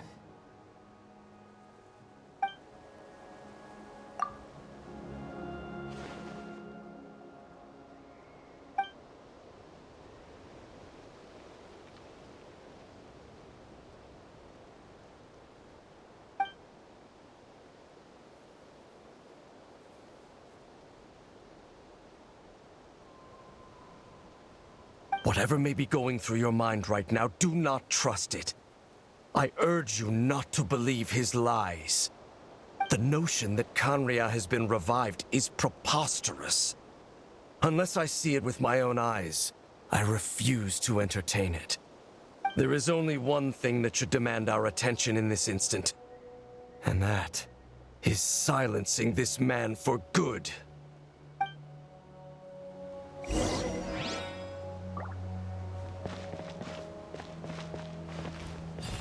Obstinate fools!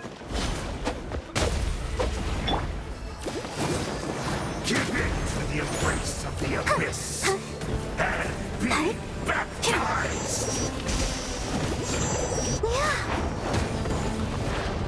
I'll handle this.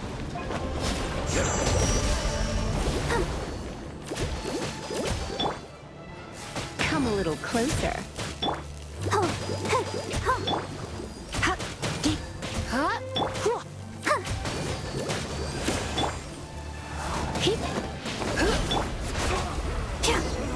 My body is failing me, but I will not bring shame. That should be all of them, right?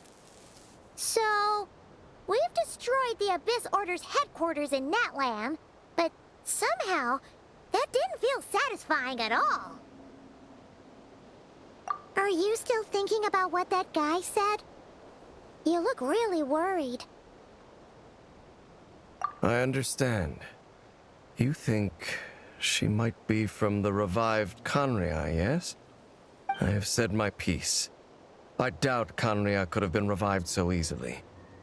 But if it will give you some peace of mind, you should talk to her and test your theory. I will stay here and do some post-battle cleanup. Perhaps there are some clues left to be found.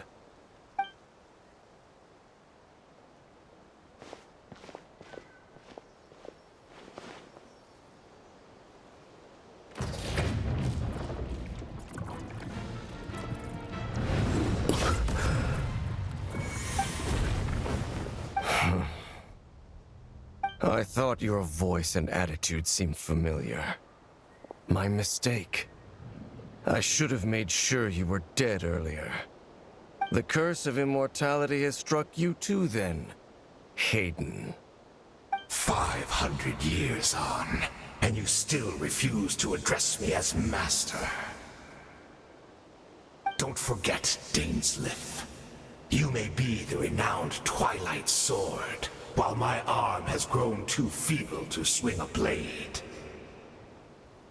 But I taught you everything you know about wielding a blade. Ha! Your arrogance and malice cost you all of my respect long ago. Be that as it may, under the circumstances, I see no further reason for us to fight. The curse of immortality means neither of us has a way to completely destroy the other. Speak for yourself. I intend to kill you 100 times over.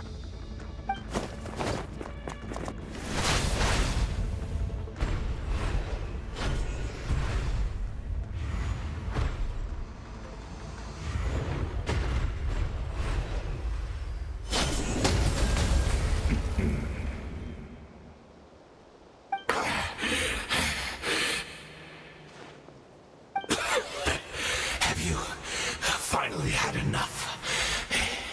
You weren't joking then, huh? Never, in all my worst nightmares, have I experienced anything close to the pain of 100 deaths. Surely, there's no point taking out all your hatred on me alone. That was just for your actions in the Abyss Order. If I took into account what you did in Khaenri'ah, you'd soon find out how much darker your nightmares can become. All right, I believe you. Still, aren't you at least a little tired now? Why don't we sit down, perhaps? Chat a little.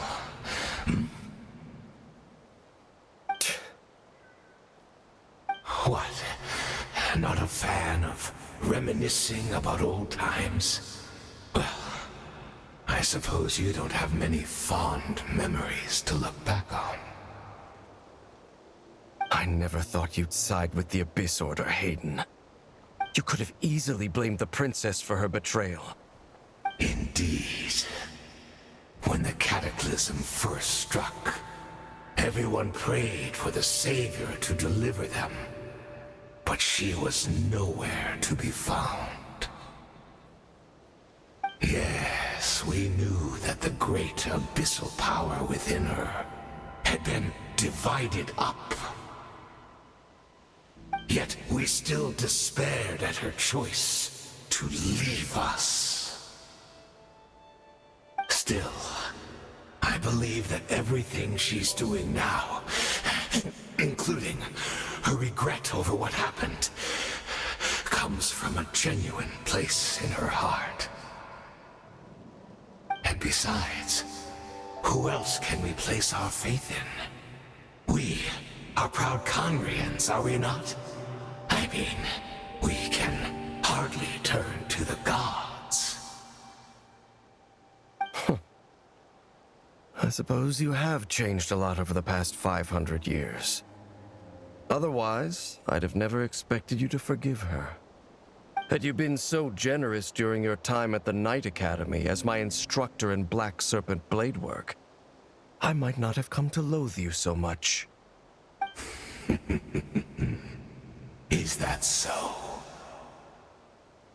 All my good deeds were clearly in the spirit of the Academy's code of chivalry.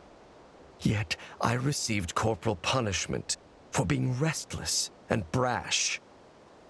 And as much as it pains me to bring up his name, even my co-student, Sir Taloji, was prosecuted for following the spirit of knighthood. He even lost limbs over it. There's little point in discussing it now, of course. But all of this was your doing, wasn't it, Hayden? You wore a mask of benevolence as you viciously suppressed the next generation of knights, all to bolster your own position and reputation. What? Too cowardly to admit it? Oh, I'm sorry, Dainsleif. I would apologize to you for those actions, truly. But the fact is, I honestly can't remember them anymore. Look at me. Look at what has become of me. Only by the Abyss's grace have I managed to maintain this physical form. But as for the rest, memories, spirit, emotions, personality, they have long become eroded, fragmented beyond recognition. Even if mine was a past steeped in sin or in shame I once longed to hide, I would wish to remember it. Without my history, I fear I will become another person entirely. I would like to apologize for any misdeeds that are mine. So please, tell me everything. Tell me about the Khaenri'ah we once called a home.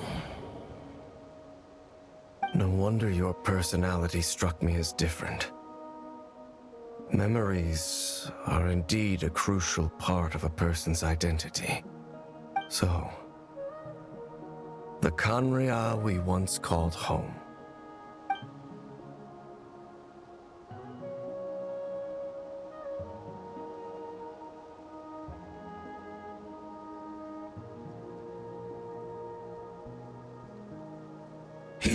seem to remember much. Could you tell me more about it? About our golden age? I'm not interested. I have neither the time nor the sympathy. Is that so? What a pity. But this will be quite sufficient, as long as the loom of fate heard what I could not. The loom of fate? What have you done? Tell me. I'm afraid I owe you yet another apology, Dainsleif.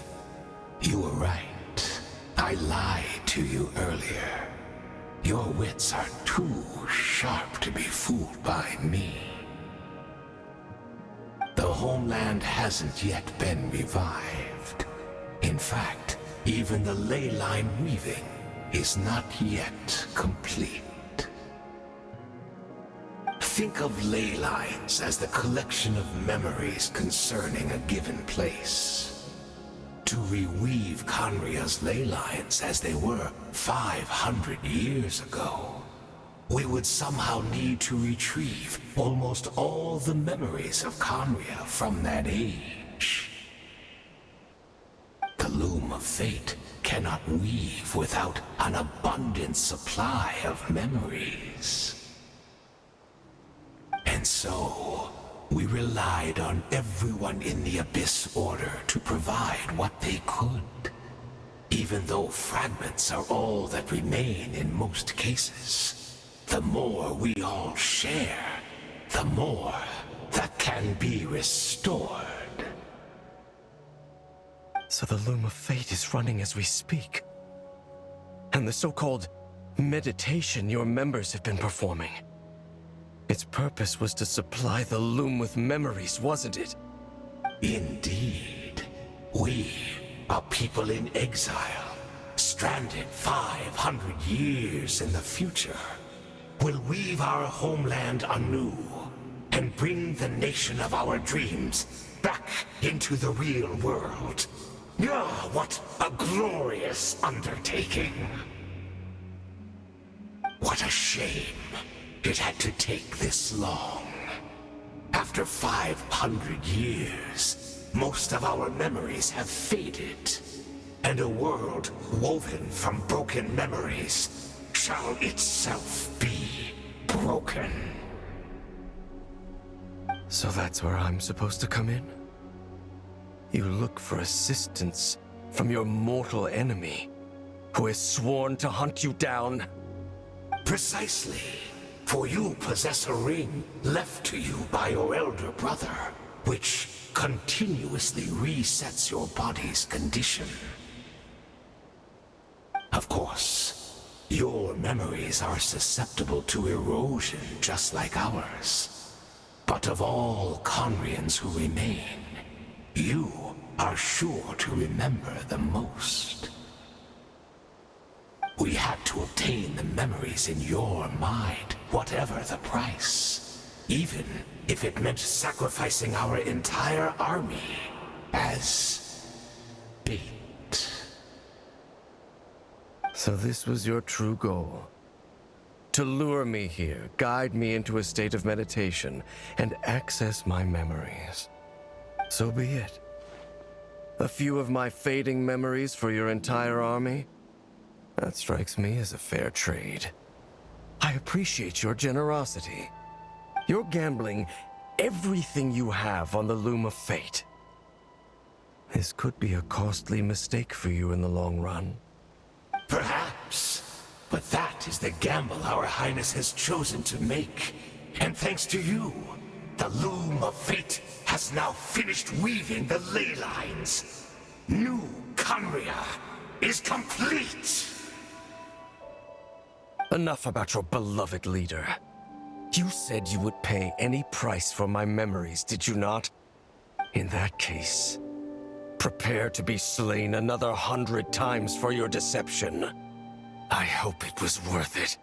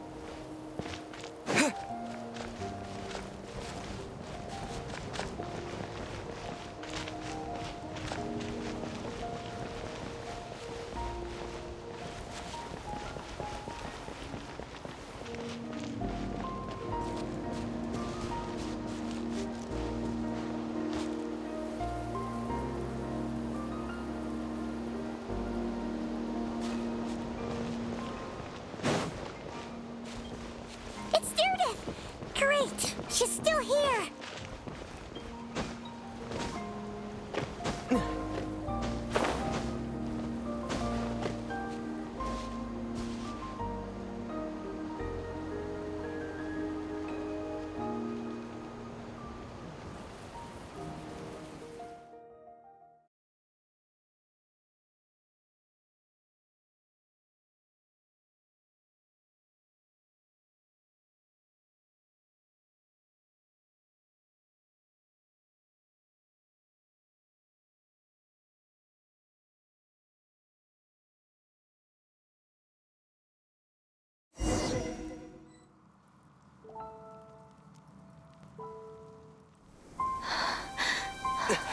Diridith! Diridith, are you okay? Did something happen? Huh?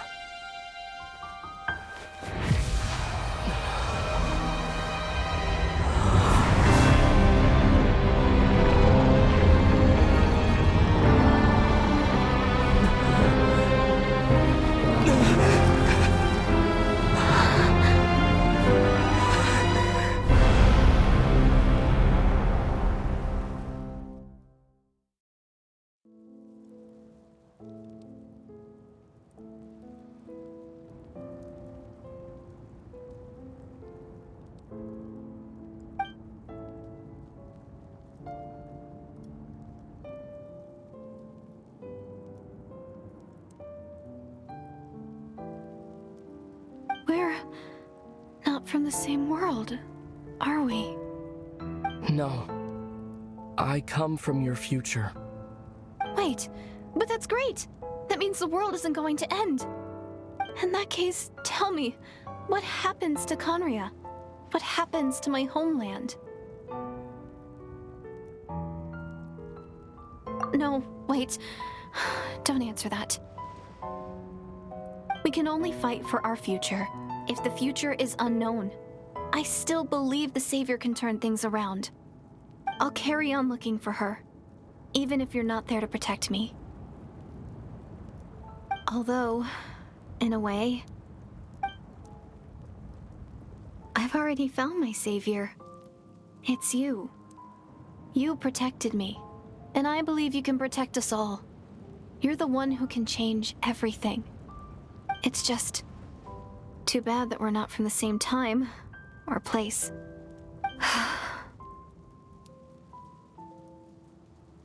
Oh, one last thing before I forget. I know how much you want to find your sister. Surely she must be desperate to find you too. So, is there anything you can give me as a memento? Proof that we met? That way when I do find her, I can convince her that you're also searching for her.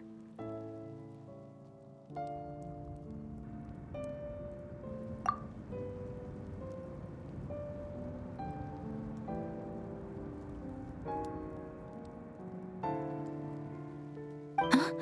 What is it?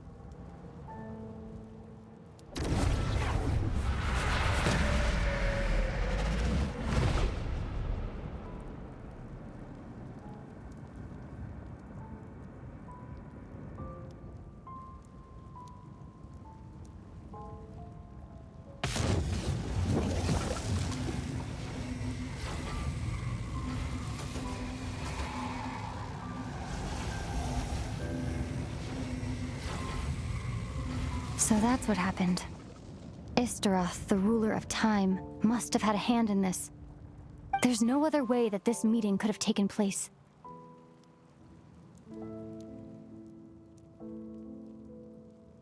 I knew only the ending. I've always been curious about the events that led to it. When the cataclysm first began 500 years ago, I, as the Princess of Conria, was preparing to do my part. to fight back with all my might. But then, this girl, Deirdith, she found me. The irony was that even as she desperately begged me to save the world, she brought me news of you. I was stunned, and I was suspicious of her claim that you were searching for me. But then, she showed me the key to your hibernation chamber. We'd been separated ever since I awakened in Teyvat. I searched the whole planet and found no trace of you anywhere. And then, she brought me that news at the worst possible moment. I was faced with an extremely difficult decision. I desperately wanted to see you again, but Conria was in equally desperate need of my help. I knew that no matter what I chose, I'd regret my decision for the rest of my days. So I steeled myself against the guilt and made my decision. I went to see you. But when I found you, you were still in hibernation. Even the key to the chamber was still secure on your person.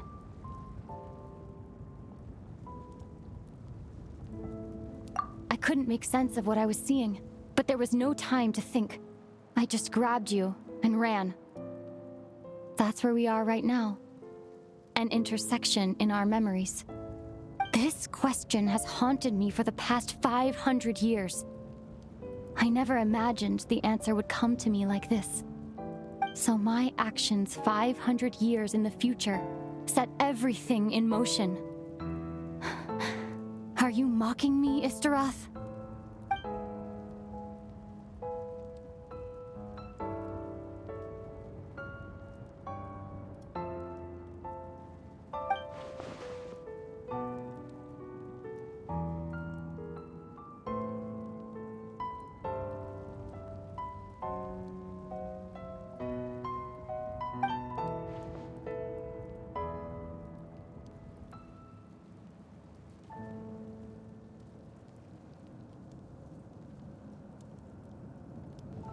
Not yet, but I've taken a very important step. Now, the ley lines of Conria are complete. I'd always thought that Teyvat's ley lines were locked by the heavenly principles. No more can be added and existing ones cannot be replaced. But then, I learned that Natlan's Night Kingdom appeared to be an exception to the rule. It has intrigued me ever since. So I directed the Abyss Order to feign an attack on Natlan, buying me some time to enter the Night Kingdom and negotiate with the Lord of the Night. Unfortunately, for other reasons, even the Night Kingdom cannot host any new ley lines. The most I could get was some room to carry out the weaving process.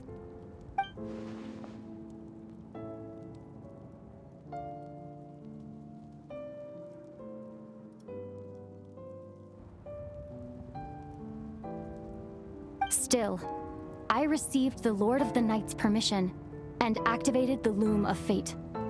Using an Teyvat as the base, I was able to grow a realm based on the Conria of 500 years ago, superimposing it over present-day Natlan space-time. That superimposition is what allowed you and Deirdith to cross paths.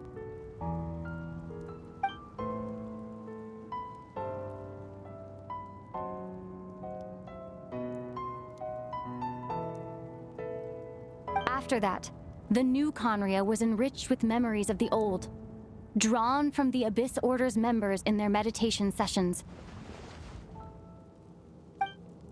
With those memories as raw materials, and the superimposed realm as a template, the Loom of Fate finally finished its work. What I now hold in my hand is the Atlas of the New World. This is the product of the Loom of Fate, holding within it the entire network of New Conria's ley lines. With this, the nation once known as Conria can rise again. One day, I will find a suitable host location for it.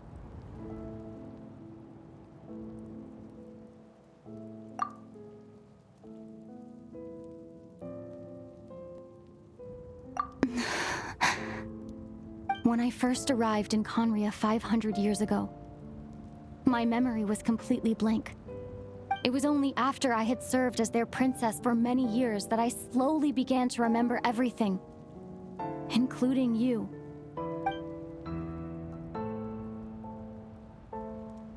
But recovering old memories didn't simply erase the part of my life I spent in Conria. I still see it as my second home. That is why my guilt weighs so heavily on me. But even so, that only constitutes part of my motive. More importantly, if I wish to speak with the heavenly principles as an equal, I will need the might of an entire world behind me.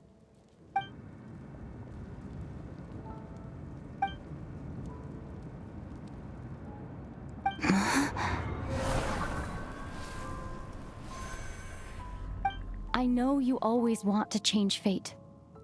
We both do. But this time, I won't let you succeed. I cannot miss the chance to reunite with you 500 years in the past. No matter what.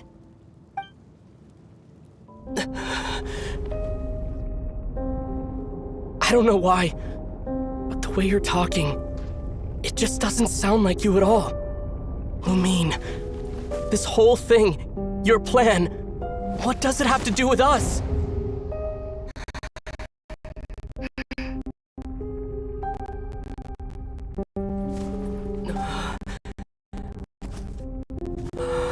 All along, it's only ever been about us. Goodbye, Ether. We will begin anew at the end of your journey.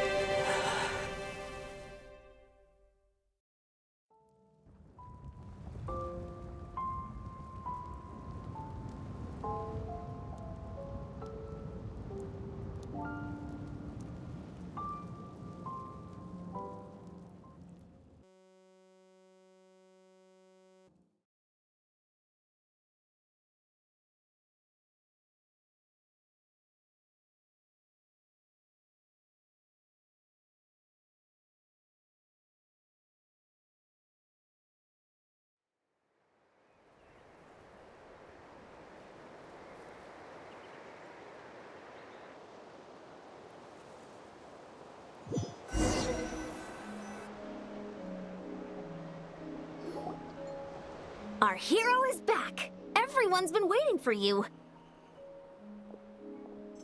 The Abyss Order made a full retreat before our forces even arrived on the scene. All thanks to your efforts, no doubt. Oh, and Mr. Dainsliff's, of course. What's wrong? You look upset. Paimon doesn't know the details either. The Traveler just disappeared after taking Deirdre's hand.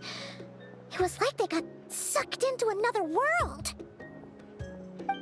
Paimon was looking all over for him, and then he suddenly reappeared, right back in the same spot, but looking a lot more glum.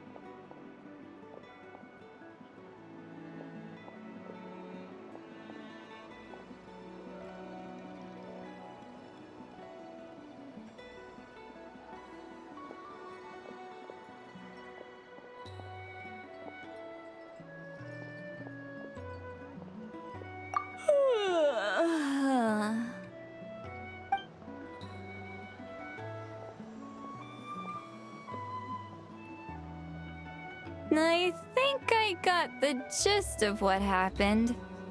Something to do with your sister? I spoke with the Lord of the Night in a dream just now, and learned quite a lot. Huh? You met your sister?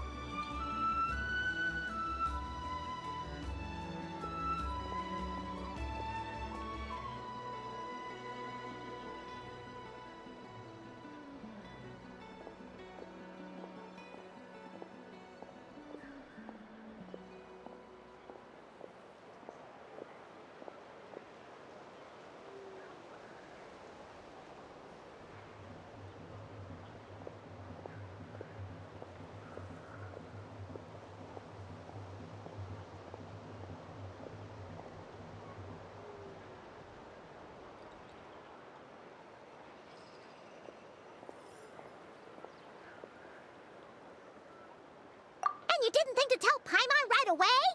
Well, oh, never mind. Paimon can see that you're pretty down right now. But let's go over everything later, all right? What your sister accomplished? It all but defies comprehension. I was stunned when I heard about it too. But what surprised me the most was that the Lord of the Night actually chose to allow it.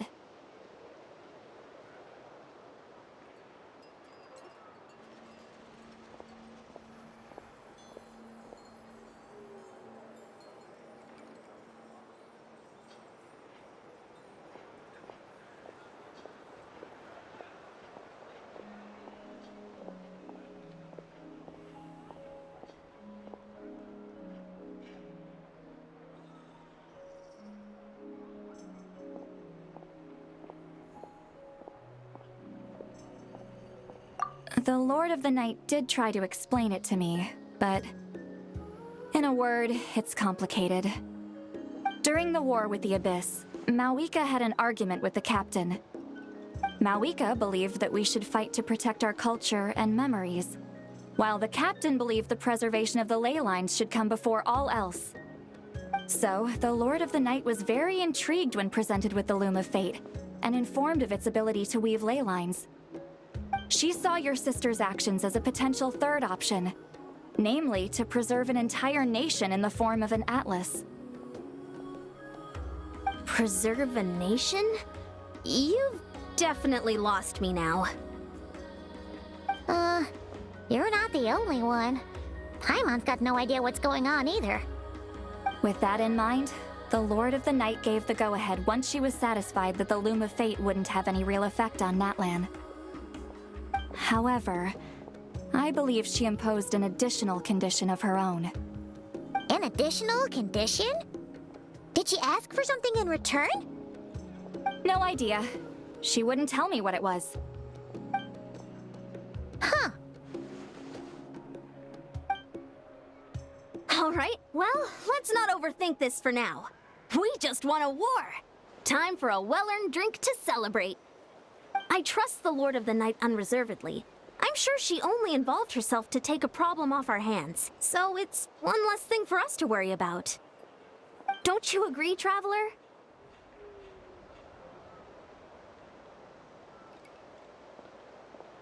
Come on, let's head back to the Collective of Plenty. Oh, Veressa should be there too. We'll treat you to a real feast.